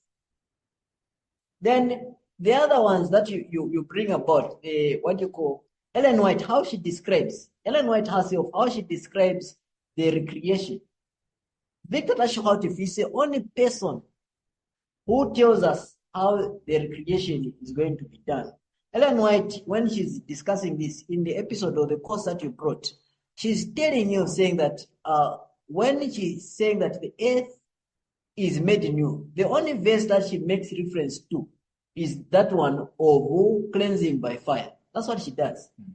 Does she make a reference on how the earth in Jeremiah chapter 4 is made void and desolate, and how the earth is the way in Genesis chapter 1 it brings about how God has what you call he creates, okay, how the human beings are created, and also the trees and the solar system. Does Ellen White bring all about all those things? You discover that Ellen White does not bring the detailed, okay, way on how God is going to recreate everything. The only part where you find more is in Victor Schautif's. But Ellen White, she wouldn't tell you, saying that what she seems to see, that the partial part of the earth that is broken. Then also she makes the misapplication of the one, remember in Gog, Ezekiel. She makes a misapplication, the one who says the wicked does not step in that land. But when you talk of the Gog part, in Victor Schautif's explanation, it tells you, saying the Gog part, even when it begins and when it ends, and how the wicked defile the land, it tells you in explicit. You understand? Those are my quotes. Well, that you brought up. They begin that movement in the game. So in other words, like you can assume that.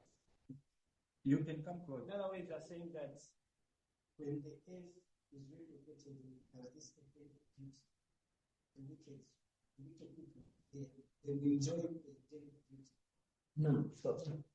You see it, because when the earth is recreated, what we know is that those people, remember the course that have been made available. Okay.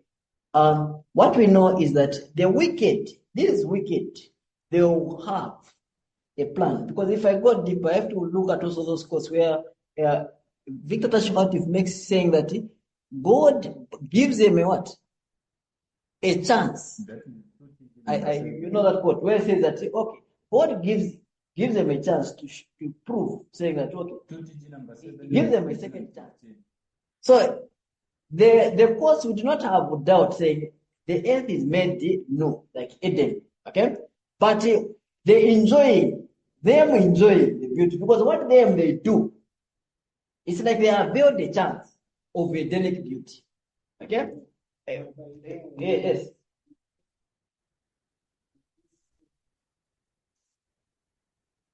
Yes, but yes, correct. Yes, it's a new. Yes. Even the fruits, they are new everything. Joseph is new. Yes, that's what we're saying. Yes, it's new, but what we're saying is that we don't say that they're enjoying, because their immediate plan they have is to take the seat. For instance, if you bring the same code that I recited, it says they're given a second chance. So they're given this second chance. Okay, we can put the same way, saying, okay, they're given a second chance to enjoy Edenic beauty. Do they enjoy it? Or do they repent? What do they do? They make plans to advance what?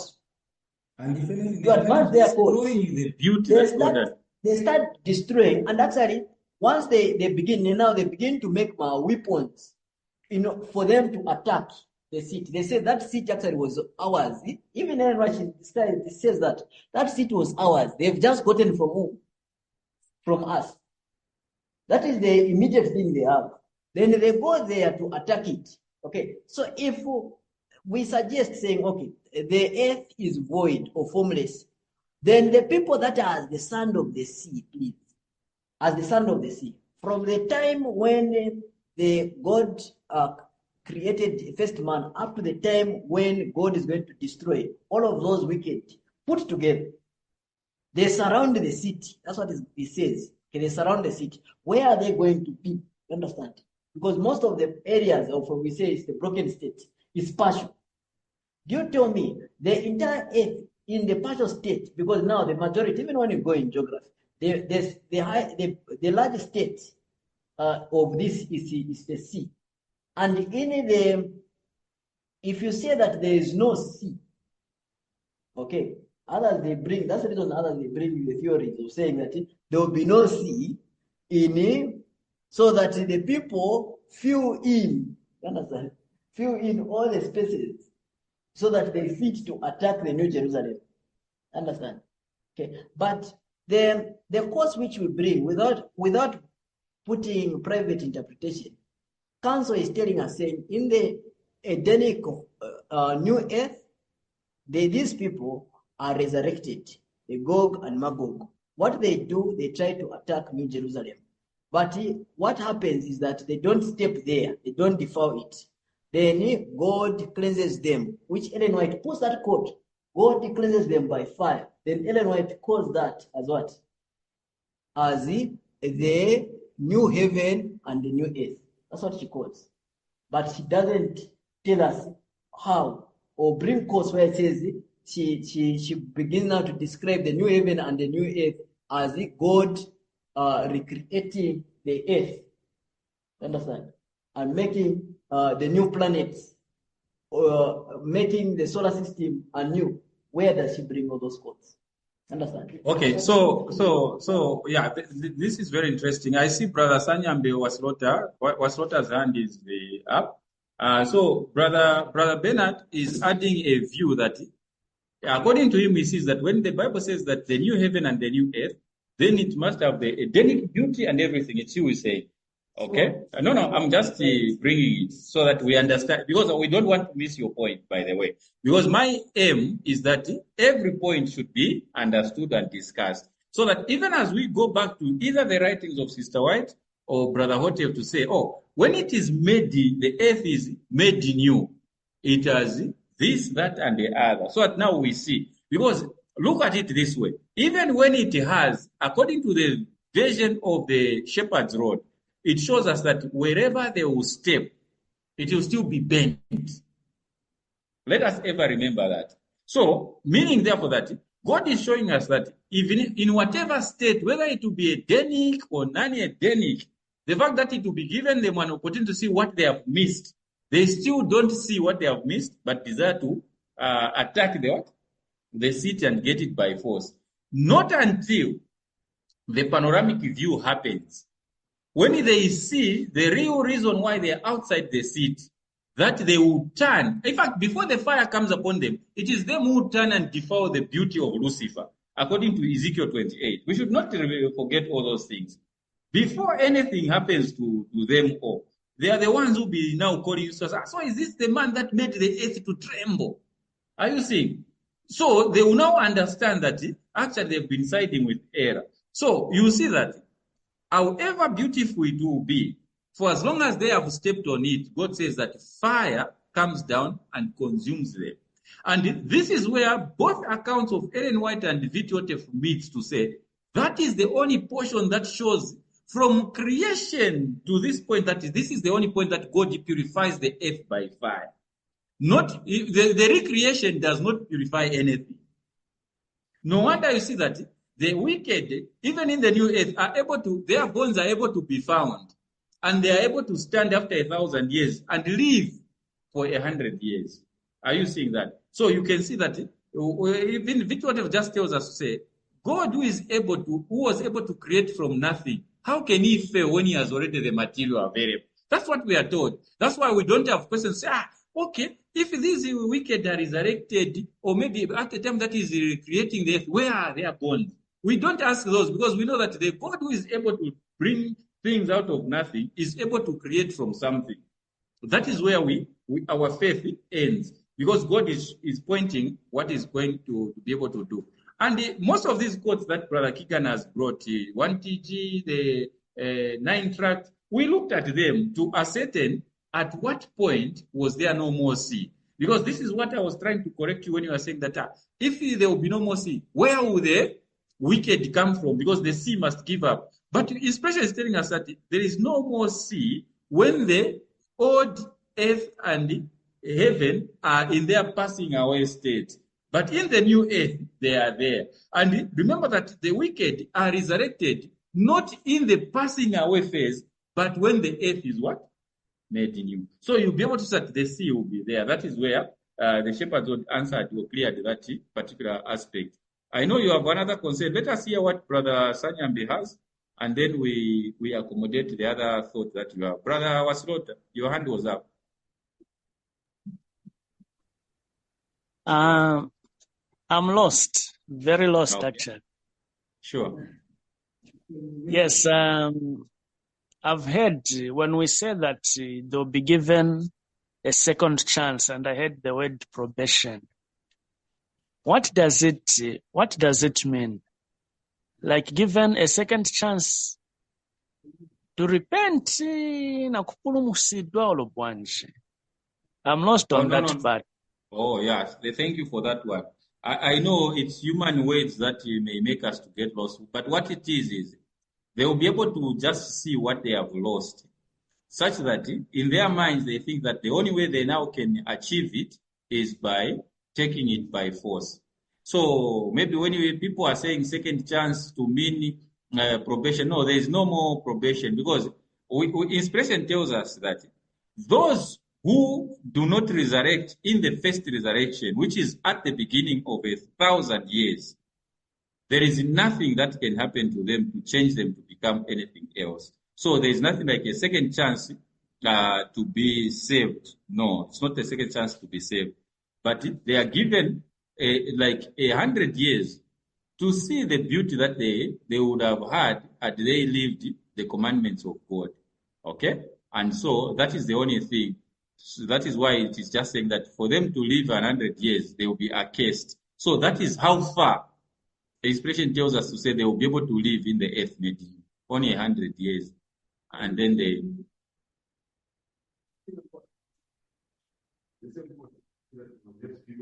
Oh, no, that one is for me, but when the one that I was giving was for the 2 TG I was giving was for the special resurrection. It is for the special resurrection, 2 TG number 7, page 14 and 15. That's the one that I was talking about. Those that come up in the special resurrection, because Brother Keegan combined two things. No wonder I was bringing that when he said that they are given the truth. I was constrained to bring 2 TG number 7, page 14 and 15, because there it shows that those who come up in the special resurrection have the same opportunity, and the same opportunity they have is to avail themselves of this extra oil. And inspiration tells us, when you read it carefully, that they all start well, okay? But eventually, they go back to their wicked ways. That is what Brother Hotef is giving us in the 2 TG number 7, page 14 and 15. And so we see that what matters most, I think you remember even when there was a time we had even Brother Chirara here, who was even saying that, no, even when they are resurrected, their mind, there's nothing like they are given a second chance. Then we said, look, it is inspiration that is saying that what they deny is actually the what? The extra oil. That is what inspiration is saying. And so what makes them now to be condemned is because they are given an opportunity. Because God, what he's trying to do is saying, even if you resurrect somebody who died with a mind of sin, yes, that is exactly what I was even saying here when I was putting it to Brother Bernard to say, whether the earth is in its Edenic state or not, the mind that is built on sin will never appreciate anything godly. Okay, what are we told about the heaven itself?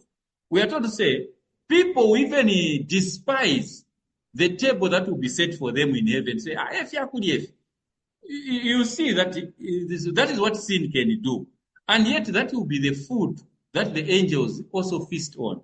But the people will look down on the food that God would even provide them. So, because inspiration is not telling us the true picture as to what everything will look and what will happen, we are going deeper to go and understand, say, how will the earth be in its made new? All we have seen is that the land part will reappear.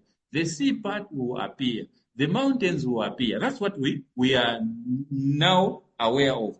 But if it is in the Edenic state, because remember we are told to say there will be a time when God will allow the the Garden of Eden to descend also. So we don't know whether it descends during the 100 years or after. So those are things that now we can say, oh, there's that residuum of truth that we need to understand as to at what time does the Garden of Eden return to earth? Because we are taught to say God withdrew it from earth. So we are yet to, we can go back and say, okay, at what point, at what time is it returning? So I don't know, Brother Sanyambe, if we have helped you to say the time that is mentioned when the wicked are resurrected is not a time of probation where they can change for the better, or maybe after seeing the beauty of the world, it changes them. All we see is that the truth is, even when they are resurrected in the earth made new, they go back to their wicked ways and defile the earth, and that is why now God gets rid of them and the places that they have stepped on. Then that's when he allows those who were in Jerusalem who never experienced weeping. Even during the 100 years, they don't experience sin. That's why, like Brother Chibale now brought us to Revelation chapter 22. It shows us that those that are within the seat, there is rejoicing. Outside the seat are dogs. So now we are able to relate to say, oh, so what inspiration is really talking about are events that are unfolding when those that are saved, they sin no more and they experience no more pain or any such things.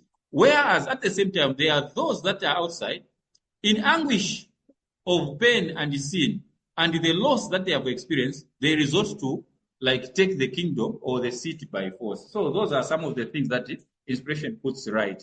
Okay, I don't know, Brother Sonia, if we have helped in the question you had before we revert back to Brother Bernard.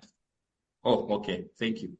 Yes, because the way it was sounding as if Basapasi another, as if they have been given another probation, but not like that. That's how it sounded.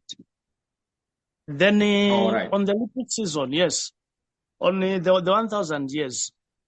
After 1,000 years, they are given a little season. They are given a little season. The little season is the same as the 100 years. Is it? It's the same. Yes. It's the same. Yes. Yes. So during the little season, we are told that Kamwana, the second resurrection, kakabadwa as Kamwana sochabe. Kakabadwa that child, sorry, kakauka as Kamwana. That child, for 100 years, will be as a child just like that. Skazakula as to reach maturity yamuntu who is at 100 years of age. And somebody, let's say, nauka, let's say I'm 30.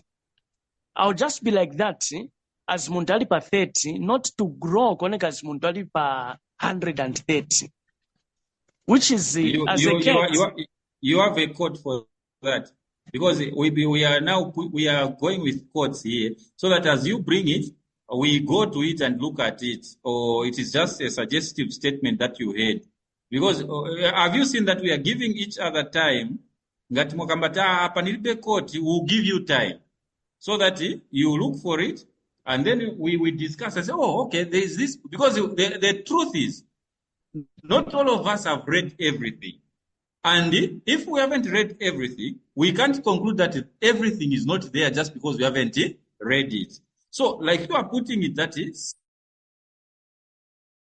somebody will be resurrected as an infant, will be given 100 years and still remain an infant. If there is such a quote, we will appreciate, so that when we read it, then we see, say, oh, okay, this is how it shall be. Because to be honest, we on assumptions, we are trying by all means to avoid. We want to have written statements, so that with written statements, now we may be able to map our way as inspiration is guiding. I don't know if you have gotten that point, and if you have that quote, please, you can go ahead and help us with it, so that at least we add it on our checklist. Thank you. All right. Okay. You have it? I'll look for it. Oh, okay. Wonderful. So we still have some more things to add to our checklist.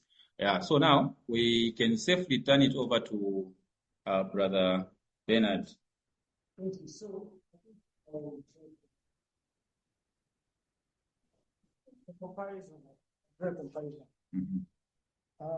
You can get a lot of quotations that say that Elijah was taken to heaven by chariots, horses, and fire. And then you can get other quotations, a lot of them from the Shepherd's Road, and say that he was actually taken to heaven by UFO. But I think the road is very clear about it. It says it's not what they are called, it's actually what they are. Isn't it? What they do. And what they do. So the road, it says, we can get 100 quotations from the road which says, okay, the new heaven and the new earth is at the close of 1,000 years. And another one, other 100 quotations from the writing of Sister White saying the new heaven, the new earth, it's after the 1,100 years. But from my perspective of looking at it, it's not actually what they are called, but what they are. And the more reason why I'm putting it this way is because Sister White, in as much as the road adds light to this, the writing of Sister White, but Sister White is describing what she's seeing with her eyes. And what she sees before the destruction by fire is something that she cannot describe. What she sees after the destruction is the destruction by fire. And what she describes after the destruction by fire, she describes that as a new earth. So there must be some kind of a difference in the way the earth is before it's destroyed by fire and after it's destroyed by fire. But I think when I asked to say, does it have the identical beauty? And the answer was yes. I think I was a little bit humbled by that response, because I think that is the way I started it when I started presenting. It's about the description of the earth. It's clear in the road that the earth is the earth, the new heaven and the new earth after the 1,000 years. Okay? And the wicked is great, the new earth. But the question is, in what state is it? Such that Ellen White, what she sees is nothing in comparison to what she sees after it's destroyed by fire. And she doesn't call it the new earth. She calls something the new earth, which is totally different after the destruction. And so that's why I asked to say, what is really made new? We see there was no more sea, but then we see there's a sea. How does even Satan deceive them to say that I'm the one that resurrected you?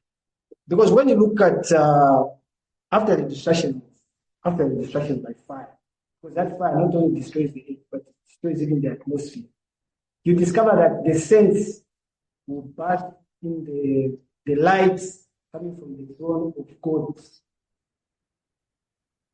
Is it the same also before that even the wicked, they bask in the light coming from the throne of God?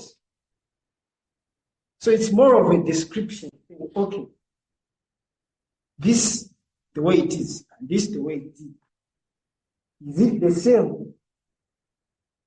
Is it the same? Because no matter what, when I remember that, Peter what if already wrote, say the new after and the wicked. And even Ellen White wrote the new earth, it's after the session by fire, go and change. So we just have to understand. But why did she see? Why? I like what you are putting across, Brother Bernard, and that's why you find that the Shepherd's Oath says that it comes in different ways to speak or give the clear picture on the same subject. I'm sure all of us by now, we must have done the flood chart. And when you look at the flood chart, brothers, it gives everything in its sequential order. You see that at the close of probation, just before the close of probation, the earth is given 49, you multiply 7 days by 7, 49 days to the close of the human probation. Immediately at the close of human probation, you see that there is the 40 days of the reigning is pictured to say it is the 400 days of the falling of the 7 last plagues. Immediately at the end of the 400 days of the falling of the plagues, that is when the Christ comes and translation happens. You see that is where the 1,100 years begins. So you see that the 40 days when it rains, it's the falling of the plagues. The remaining 110 days, you remember the waters remained on the same level for 110 days, isn't it? It took 40 days to rain, then it took 110 days for the water to remain on the same level without going up or without going down. So what his expression is telling us concerning that study of Noah and the effects of the flood, it tells us that the 40 days it took to rain, in the antitype, it is the 400 days that it will take for the plagues to fall on the wicked. Then immediately at the end of the falling of the plagues, then you have Christ taking the saints to heaven, and then they were with him for 1,000 years. Okay? You see that at his second coming, no destruction of the earth, no burning of the earth. And so you see that for 1,000 years they are in heaven. After 1,000 years end, you see that there is the 100 years that the wicked are given. After the 1,000 years, you find that the whole period that inspiration puts to say, this is how long it took for the waters from the point that they were standing still to go up to where the ground is seen, to say, okay, there's a ground appears, though it is like wet with the dirt, I'm told. That period, it is picturing that is the time that it will take for the earth to burn. And then the 56 days that remain, which we see that it took for the ground now to be dry, like no water, no matika, no nothing. It says that is how long it will take for the earth to do what? To cool. So when you take all these into consideration, you'll be able to see that God is picturing the final phase when the burning or the destruction of the wicked is placed. You see that it is after the 100 years. You see? So, all this is able to show us that indeed, when we follow what now the Shepherd's Rod breaks, because now the Shepherd's Rod, like Tract 9, it breaks now down the events and the time in which they appear or happen in real time. Like when you are talking of the earth being empty and void, we are taught to say it is during the 1,000 years, as Jeremiah chapter 4 is also brought in the picture. So the birds fled away, there was no man, and then the trees were fallen. Everything was in disarray, if you will. So that is what inspiration says. Oh, okay. Okay, so Sanyam said he received visitors, that's why he couldn't talk more. Okay, thank you for that notification. So, all in all, we see that when now you follow it through Tract 9, it includes things that the study of the flood cannot now break down in real time, because now it brings in the issues of the galaxy and everything that happens with them, and where all other saints from these other planets go to rest with the saints of this earth, or the redeemed from this earth. Then it tells you in real time to say, after 1,000 years, that earth that was in its disarray, because it was not habitable, okay? And so you see that God now says he recreates it. And as he recreates it, he allows the New Jerusalem to come down and set on earth. I think this is where answer book number 3 that Brother Keegan quoted comes in, where the brother was saying, what part of the earth made new doesn't the wicked step on? Which matches well, Brother Bernard. I think we should be able to remember, or to be able to remember what Sister White brought. To Sister White's view, she gives it to say that when Christ steps on Mount Olive, he creates a space for the New Jerusalem to descend. And she now rightly says that is the only portion of the whole earth that is what? that cannot be defiled. Are you seeing? So giving a picture that this is how it is. And now, if you add these other verses that we have seen, like Revelation 21 that you quoted, and Revelation 22 that Brother Chibale quoted, you see that at that time when this New Jerusalem is on this earth, the wicked have the opportunity to encircle it with a vision to do what? To take it by force. Okay? Now, what beauty has it got? That is the description you get from Revelation 21. To say, on this side, there are 3 gates. That is the same New Jerusalem that has come. And looking at what God is saying about it, and when if you end at 21 thinking that the wicked are not there when it is given that description, chapter 22 tells us that when you look at this city, the way it is been described in chapter 21, the dogs are outside. Are you seeing that? So you'll be able to see that if we end at chapter 21 to say, oh, here it is showing that at the creation, there is no more wicked. You find that we may miss the point because chapter 22 also tends to bring the understanding that in those only who are in this city are the ones that inspiration is saying that they cannot be seen, neither they can sin anymore, but those that are outside, they will be able to do that. And for them to live anything beyond 100 years, it will be a case. They are a case, they can't go beyond that. And so they are taken in death, just like when we are handling Brother Sanyambe's point, we saw that actually they can't live beyond 100 years. So the point of you saying now to say, at what point is everything now recreated? You see that Sister White now brought the view of saying that after the wicked now are destroyed, then it is that she pictures it. It was that Writings 290, right?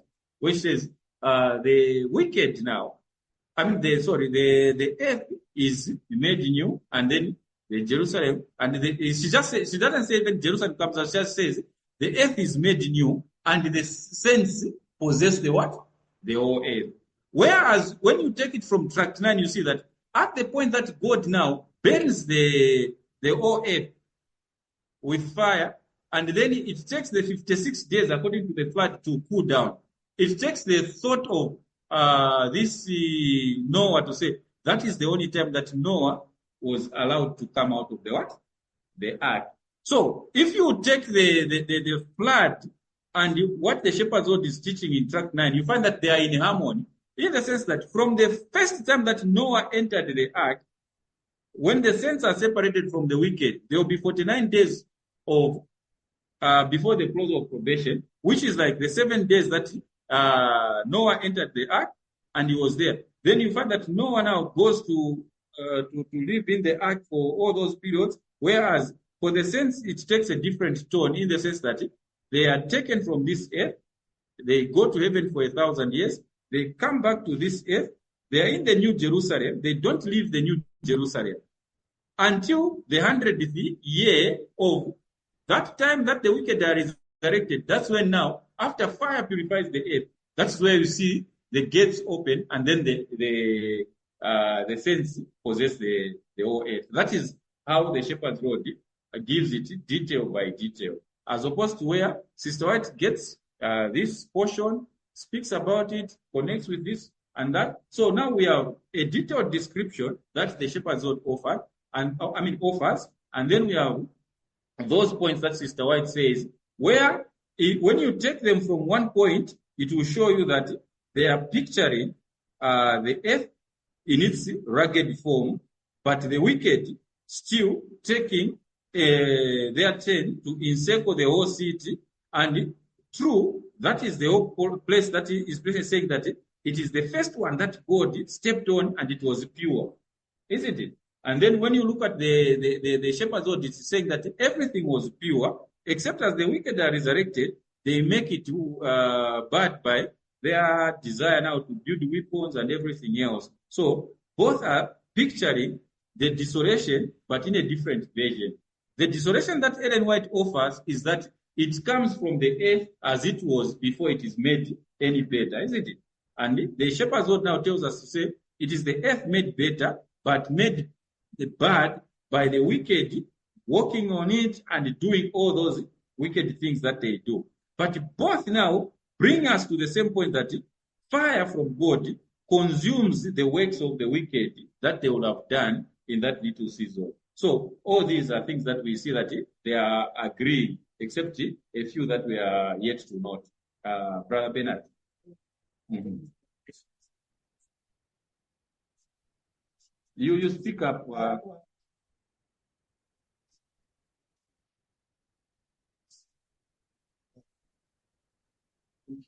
Oh, okay. Thank you so very much. So this is where Brother Keegan's, sorry, Brother Bernard's questions end, and these are the few things that we are able to harmonize in a way as we are still growing to understand deeper things as they unfold. But see, Brother Bernard says this is where he ends. For me, I would want us to do a further research from both the Spirit of Prophecy and the Shepherd's Road. This is just one thing. Let us check if the New Jerusalem comes to this earth twice. Let us do that. Because we see it being encompassed by the wicked, whether in the, as the shepherd also says, in the earth made new, it just says it comes once, right? But now we want to see, in the version of Sister White to say, remember with what, because I followed what Brother Bernard was saying, that this is him speaking. And we are picking him speaking what he brought through, quoting Revelation 19, 20, 21, where he pictures it. So when you look at it, they say the wicked encompassing the city, then they are destroyed. Then that's when God recreates the what? The new heaven and the new earth. And the following verse says that then John saw the new Jerusalem do what? So we see that in chapter 20, it must be encircled and the wicked destroyed, right? In 21, we must see it coming up.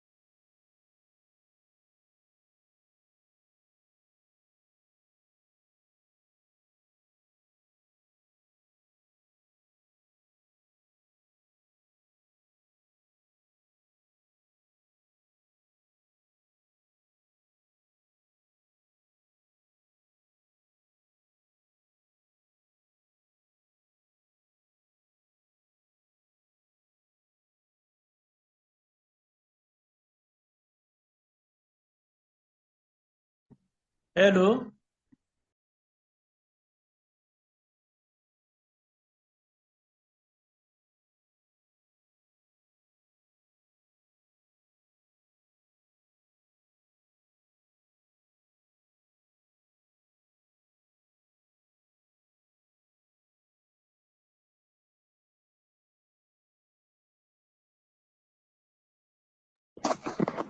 Hello. It's like we've lost connectivity or something.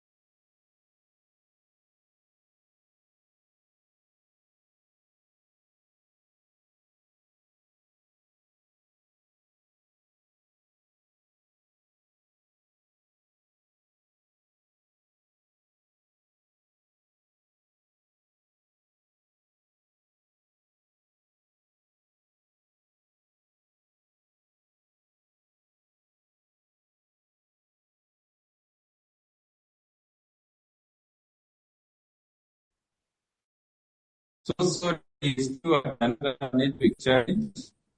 So sorry for that. You forgive us. You know, this network is doing more harm than good.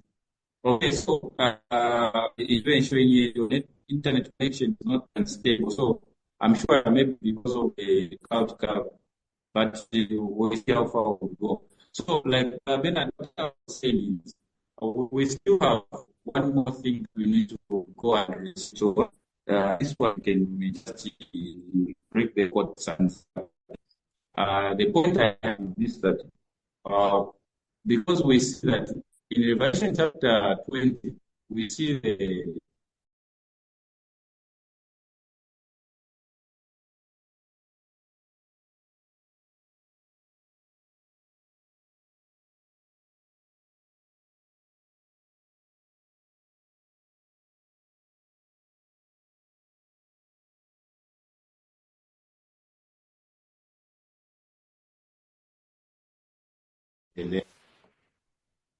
oh, so sorry yet again. So we have challenges anyway.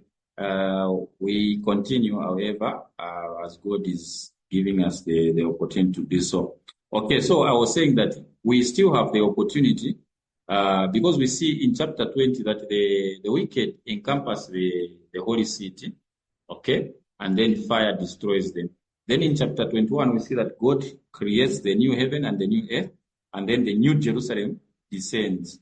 Okay, and then it gives a description of how the New Jerusalem looks in chapter 21. So my point is, I want us to see if there is a time that this city is surrounded by the wicked, and then there's this time that it has to be recreated, and then it comes down again.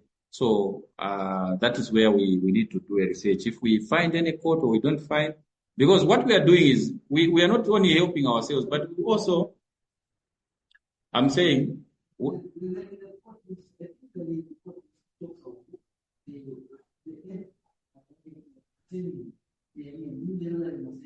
okay, ascending again to heaven. Oh, okay. That's the one I want. Okay, so Brother Kigan says that there's a quote that says that after the wicked are destroyed, the New Jerusalem ascends. Because look, then you are not getting what I'm asking. What I'm asking is simply this. Understand what I'm asking. I'm saying, when we look at the version that Sister White gives in early writings and the great controversy, those quotations that we have looked at, we see that the wicked encompass the new city and then they are destroyed. Then Brother Bernard, he brought in a wonderful proposition that was saying that it is me now saying. So I'm saying we borrow what he said to say, it is me now saying, where he says, what completes everything is what he sees in Revelation chapter 21, where we see that then after the destruction, then it says, I beheld, behold, I create a new heaven and a new, I beheld a new heaven and a new earth. Then after that, what comes? He saw the new Jerusalem come down. And then it gives the description of the new Jerusalem in chapter 21. So that's where I'm asking to say, if there was a time when this city is encompassed and then the wicked are destroyed, because mind you, we are taking the thought that at that destruction, this earth has not been recreated. Isn't it, Brother Bernard? They are resurrected in the earth that was rugged and partially in the deformed state. Now, the only recreation that we see beautifully is the one that is portrayed in Revelation 21, where we see that when it comes, no wicked steps in it. You understand my point now? So that's why I'm saying that it is just a by the way thing that out of curiosity, we go and look at those verses and see if there is any interpretation given that there is such a thing, that there is a new Jerusalem, it comes, it is surrounded. Then with the other time of Revelation 21, we see that after the earth is created, then again it comes, and then there is no wicked steps in it. That's what I'm giving.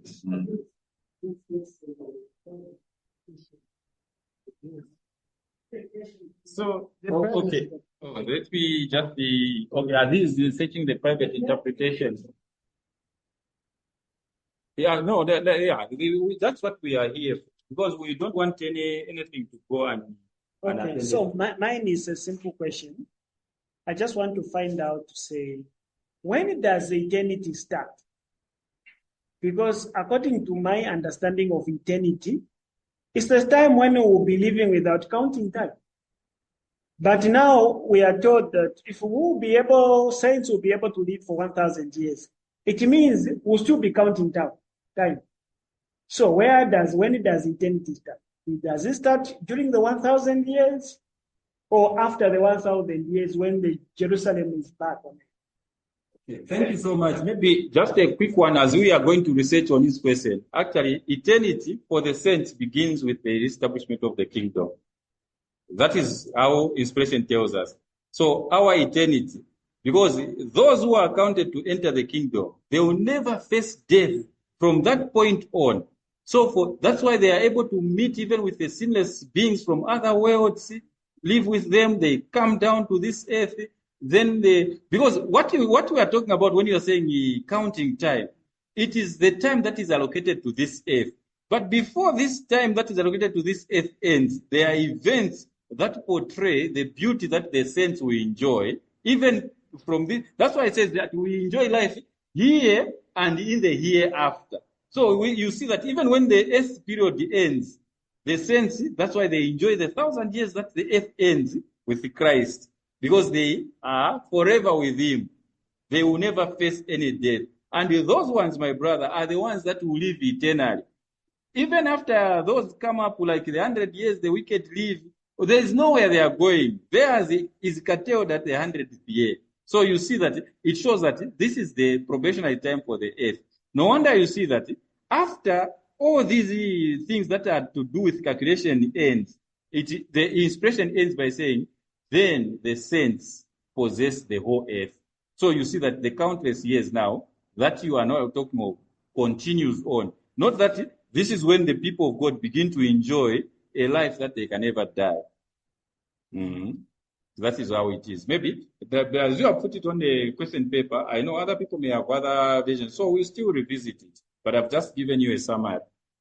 Sure.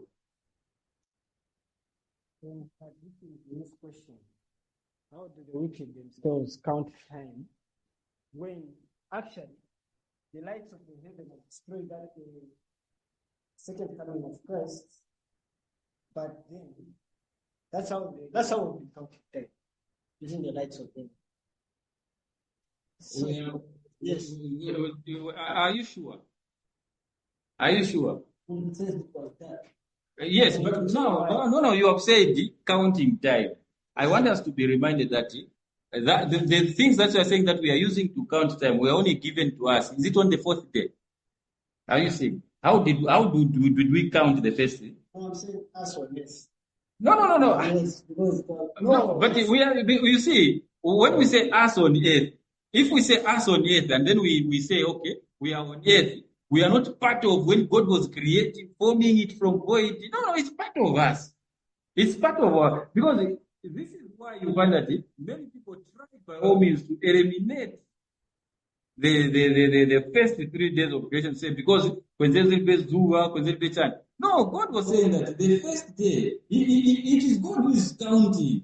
And it is God who says that it is Him who gives even the extra 100 years that the wicked will live. So, when you look at God, ask Brother, even if you are born, you see that even with the sun, have you seen?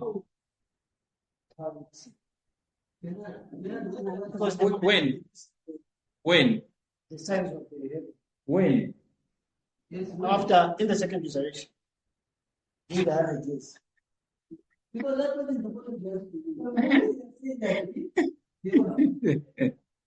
that the solar system is still during that time. Oh, okay. No, he says it is a question added. Let us conclude what we have. So we have taken note. Yeah. Because it sounds like materialistic. No. Why I laughed? You know, you are just saying why I laughed. I want to explain why I laughed.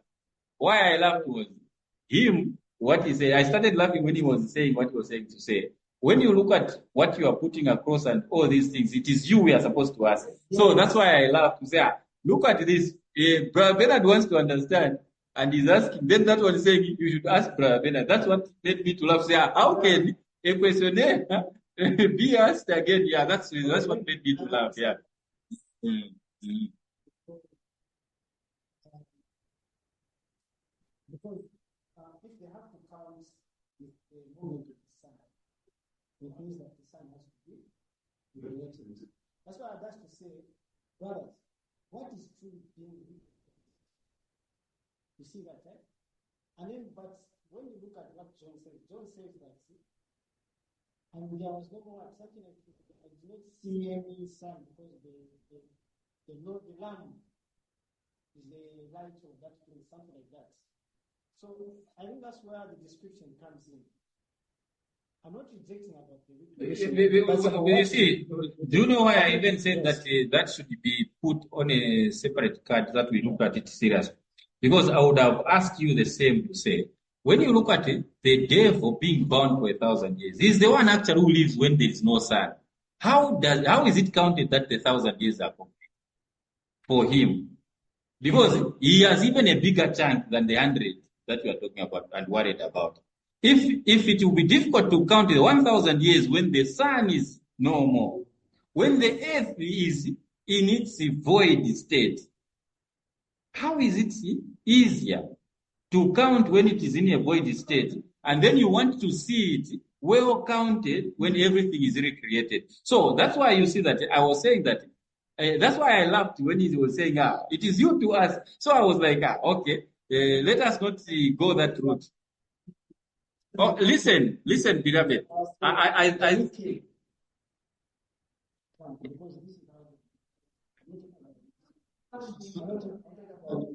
So Lucifer is not wicked.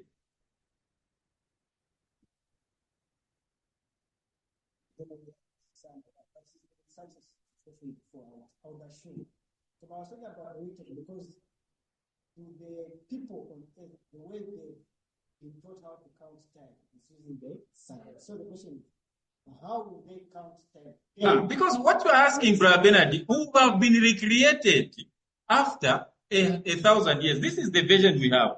And that's why when you look at him saying it is you to ask that question, he simply meant that for you, how will the 100 years that they will live when it is rugged, void, and there is no sun?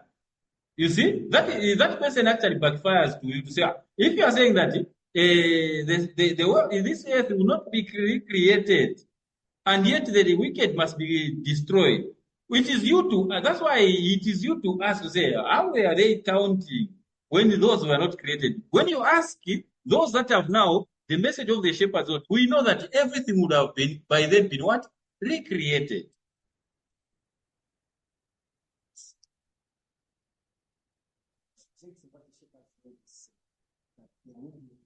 But it's about what is truly recreated. And what difference lies in the appearance of the description of the before the destruction of fire, after the destruction of fire. Because even when you look at the destruction after fire, in John it says that there was no need, the place needed no sun there. There was no need of the sun, no light, because the Lamb himself is the light. You see that, eh? Mm-hmm. So it's more of the description. I do not reject what the shepherds were saying, that recreation. No, I don't reject it, but it's what is being recreated and what is the difference between that, because no matter what, how the shepherds would describe, states it, names it, because to say the new earth, it's a name. It's a name given to this structure. And the name is arbitrary in nature, just like a cup. Giving the name to the cup, it's arbitrary in nature. You can give the name cup to the jar. Okay, but it's about the description of what the cup is. Okay, and what its use is. So that is where I was driving to say, okay, this earth, what is it really like? What is it really like? And that's why I ended with a certain question to say, does it enjoy the same Edenic beauty? And then he said yes. Then I said, okay, I'm a bit humbled by that response. Now we removed the word enjoy. We removed okay. He says, you see, what is interesting is he says he has read and he is not disputing. That is, yeah. So he needs to, what he wants is to say, when you are saying that this is recreated, what is the state? That is the push. Huh? Yes. So we understand him. You see, let us not argue. If we have the shepherd's rod behind, we just read, so this is the state it will be in, then you'll be satisfied. Let us not say, the way I see it, because our idea is to avoid having the truth, then putting our own human interpretation to say, it looks like this when inspiration so says. So if the shepherd's rod doesn't say, we'll come back and say, as of the description, it doesn't say. And then if he has a description from somewhere, it should be able to say, this is the description. That is how we will be able to move. Because at the end of the day, it is the truth that we want. Isn't it? Yes.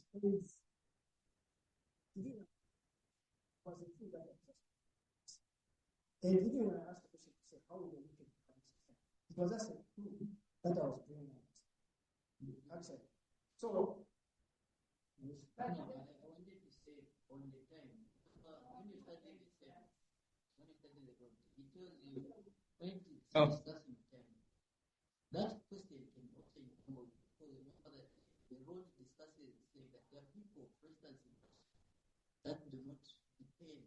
There's a certain season when these people do not depend on what? The sun.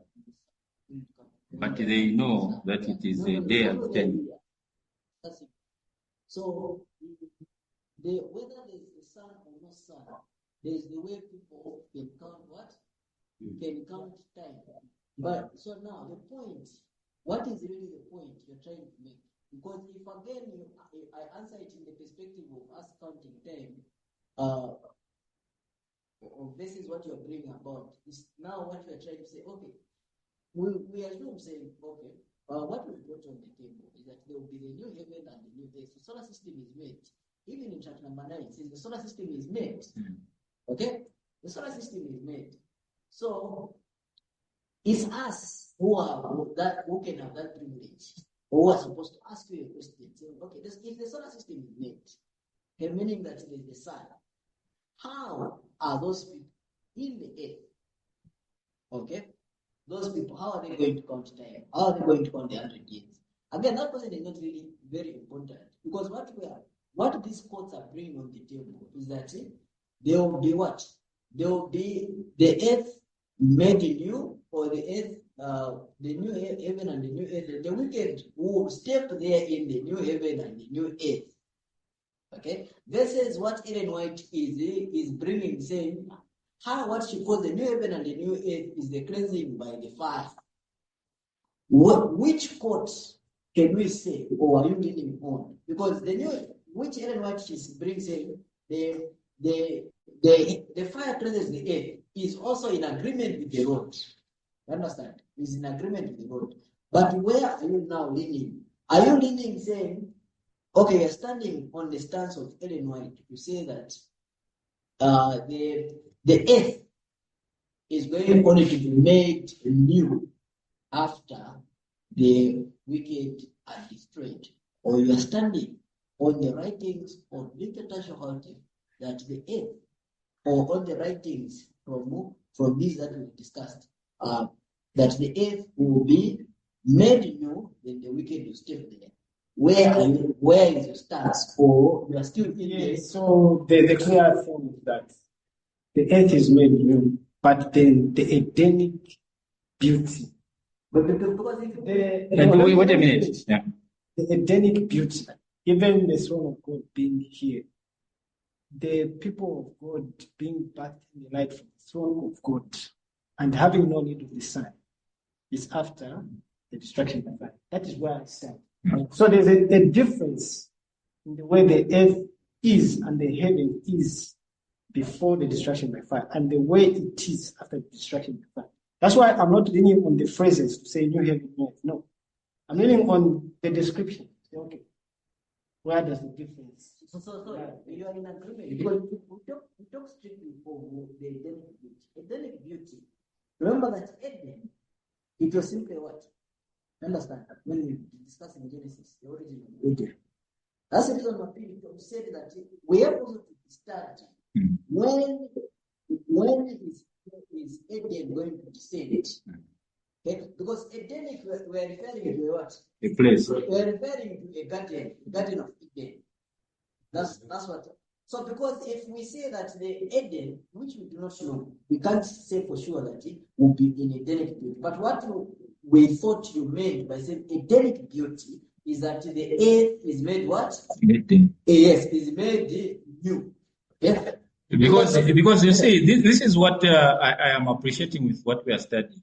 Even before the earth is destroyed, just by virtue of God's people entering the kingdom, the Edenic beauty will be there. But pray tell me, how many of these people of the world will join it? They will still be opposed to it. Whereas people, the Bible tells us that the passers-by will say, this land that was desolate is become like the Garden of Eden. So now, my point is, I'm not so, Brother Bernard is so concerned with the wicked. Me, I'm not concerned with the wicked. Because the wicked, their business is not even to enter the place, whether it is made beautiful or not. Because look, if inspiration tells us that in the kingdom itself restored, this land, by now we see that bombs are dropping everywhere. The desolation is still continuing. And by the way, we heard Trump saying that they will take it over and build it. By virtue of him saying that, we all know that, whatever he's going to build will be destroyed. Are you seeing? So everything is helping us to understand that what man thinks that he can do to beautify it, as even when they will see that maybe there will even be planes, free Wi-Fi and whatever, we will all know that this is built for what? For distraction. And it will not take us as a snare. So, pictorially speaking, Brother Bernard, even before the earth is made new, God begins to show us that the beauty will be seen by those who desire to see it. And they will be able to appreciate it. But still, Babylon will think that they can also build their own beautiful place, such that they will even stop people from moving out of Babylon to go and join those that are in the kingdom. So you can see that the antagonistic nature of the devil's things and God's things still continues before the earth is even what? Made new. But does that make them change their mind? Say, why are we fighting it? Or even what these guys are saying, it is all recorded. They will be seeing that you are quoting from the Bible. They will say we can even make it better. This is why we see that even when the shepherd tells us that this earth made new, the wicked given an opportunity to step on it. Instead of them appreciating the beauty, they will start digging to make weapons to take the city beyond the surface. Because that is the picture that we cannot give outright. So basically, we see that God is trying every step of the way to show us what He means that everything will begin its restoration. So when you look at the shepherds beginning the restoration, it tells us, it gives us a picture of how the kingdom will look like. And Ezekiel tells us what the passers-by will see when they pass by. Because they will be able to relate to say, it was infertile, it was desolate, but it has become like the garden what? Eden. And when you look at God, when He comes to take His saints to heaven, that which these people will call the Garden of Eden, He tells us what will happen to it also during the time of the fulfillment of Jeremiah 4. That is, everything, the trees, the people will be what? Taken away. So, okay, anyway, God will still be giving us the opportunity to go deeper.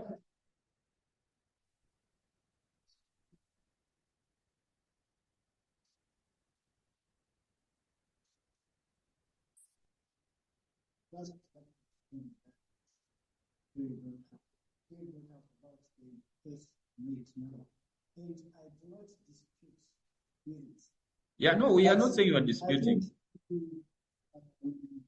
There is a way in which we are failing to understand the concepts that you are bringing out there. Maybe.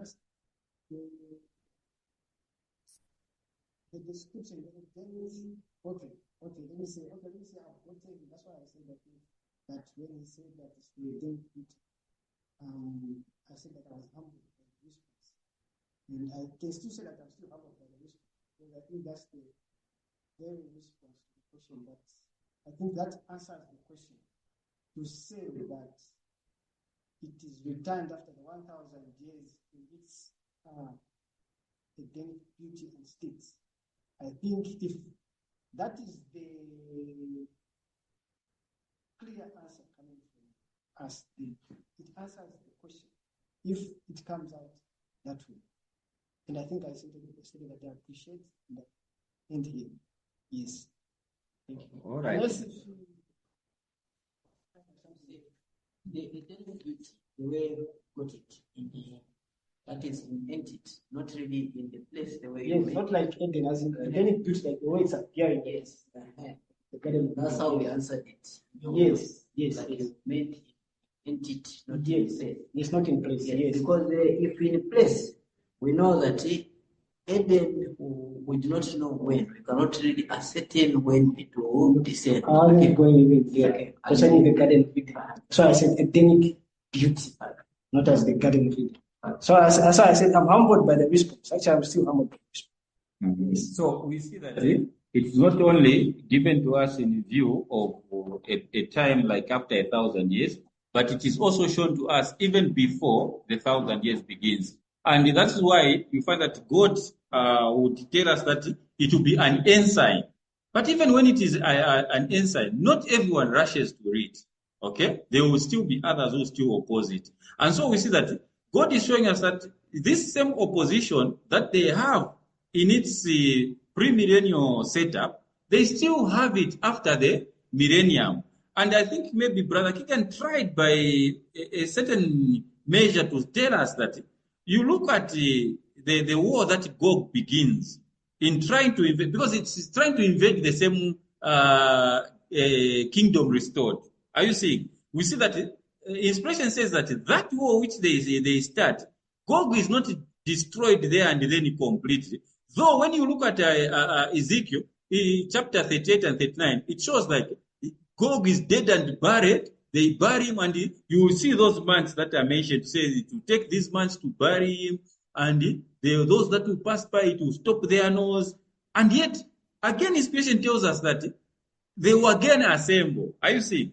Yeah. So we see that everything is like it has a preview of what the future holds, where people will be able to see, like in real time, say, oh, this is how God says He will be able to restore things. Then still people are disputing. Even after 1,000 years, we see that God says that this is what He has created. Again, you see the wicked trying to come and take the seat. So you will see that like the marshalling of the wicked after 1,000 years, during the 100 years against the city, is pictured like when Gog and Magog, they try to go and take the seat that God has recovered. You remember the questions that God asks Gog to say, has it not been told that these are a people that the Lord Himself has done what? Has gathered. Are you seeing that? So we can see that this is more like a picture that God gives us of what again will happen when God now brings that these are His saints. The wicked will look at their numbers as the sand of the sea and say, we can easily take that one. Just like Gog in this instance of the reestablishment of the kingdom would look at the kingdom and say, the Israelites that were here, we know. But these 144,000, because of some will be white, black, you understand where God gathers the 144,000 who make up the 144,000 from the 12 tribes of Israel. He follows the blood. So wherever the blood has gone and they receive the truth, that is how God gathers them. But we know that for them to be of the 144,000, they must be of the bloodline of who? The 12 tribes of Israel. But by dispersion, by being dispersed, we see that they come in different races. So when God looks at this, says, these ones are a different Lord. So we see that the same understanding that Gog is coming with, we see that it's the same understanding that the wicked, even after 1,000 years, still do what? Have. So we see that for Gog to be destroyed, says that for him to be destroyed, root and branch, it is the same thing that we see that it is the fire of God that does what? Destroys them. So we see that what they begin when the kingdom is set up, they continue even after the 1,000 years expire, and that is when they are destroyed, root and branch. So we are learning, and that's why God tells us that these things that we have, we are like gathering the gems.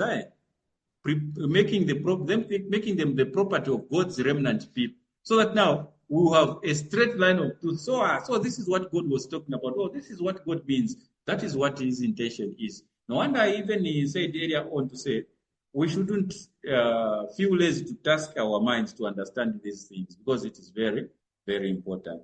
So this is where we end today's lesson. I know we still have Sister Deborah's question, so we'll still extend our question time to the week after next and conclude on it, and then we'll be able to go back to our checklist and see the next study that is online to continue.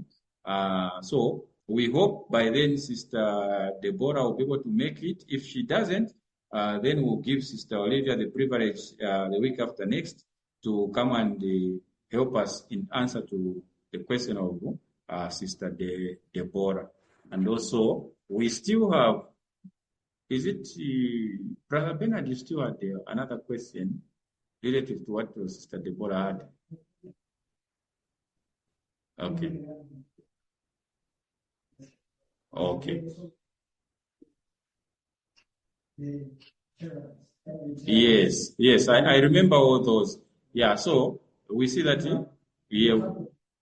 so we will be able to have all those, so that once we are done with the question and answer session, then we continue with our normal studies, which again, if they bring thought-provoking questions and quotations that we seem not to feel like they harmonize, again we go into the question and answer session. We task our minds till we have every answer that God has already provided. Not that we are providing our own, but that we are being helped. So to God be the glory, and we thank Him for giving us this opportunity that we may go this far.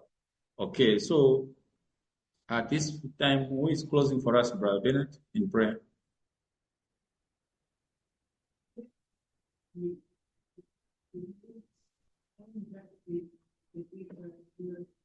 Okay, so Sister Olivia says that as before we pray, we should go home and reread or read, depending on whether those that have read, it's a rereading. Those that haven't read is to read. So we read or reread tract number 9, pages 38, going into page 39. You said? Or starting from page 37. What is the first statement for those that will listen to it online? Okay, so you study the subtitles. I saying Satan is loosed for a little season. So that is the request from Sister Olivia. All right, thank you so much, Brother Bernard. You said who's going to close for us in prayer? Who hasn't spoken?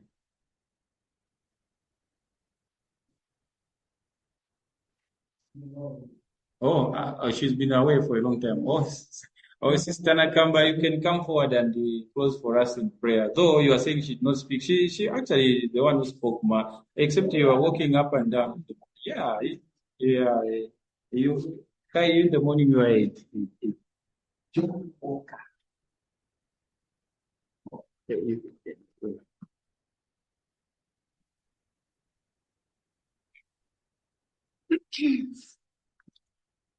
Let us pray. Our gracious and loving Fathers in heaven, we thank you, Lord, for giving us this opportunity to meet today and share your word. Help us to digest it and share to others. We ask you, Father, that next time as we'll be meeting, help us to be free to each other to ask questions and contribute. We know that this business of yours, it's a greater one, which will give us the price of everlasting life. We really appreciate for the present truth message. We ask you that help those who didn't come today so that we can meet again. They can join us so that we can learn together. As for this day, thank you, Lord, for everything. Help us to go well as we depart from our different homes. In Jesus' name I pray with thanksgiving in my heart. Amen. Amen. Which art in heaven, hallowed be thy name. Thy kingdom come. Thy will be done on earth as it is in heaven. Give us this day our daily bread, and forgive us our trespasses, as we forgive those who trespass against us. Lead us not into temptation, but deliver us from evil. For thine is the kingdom, and power, for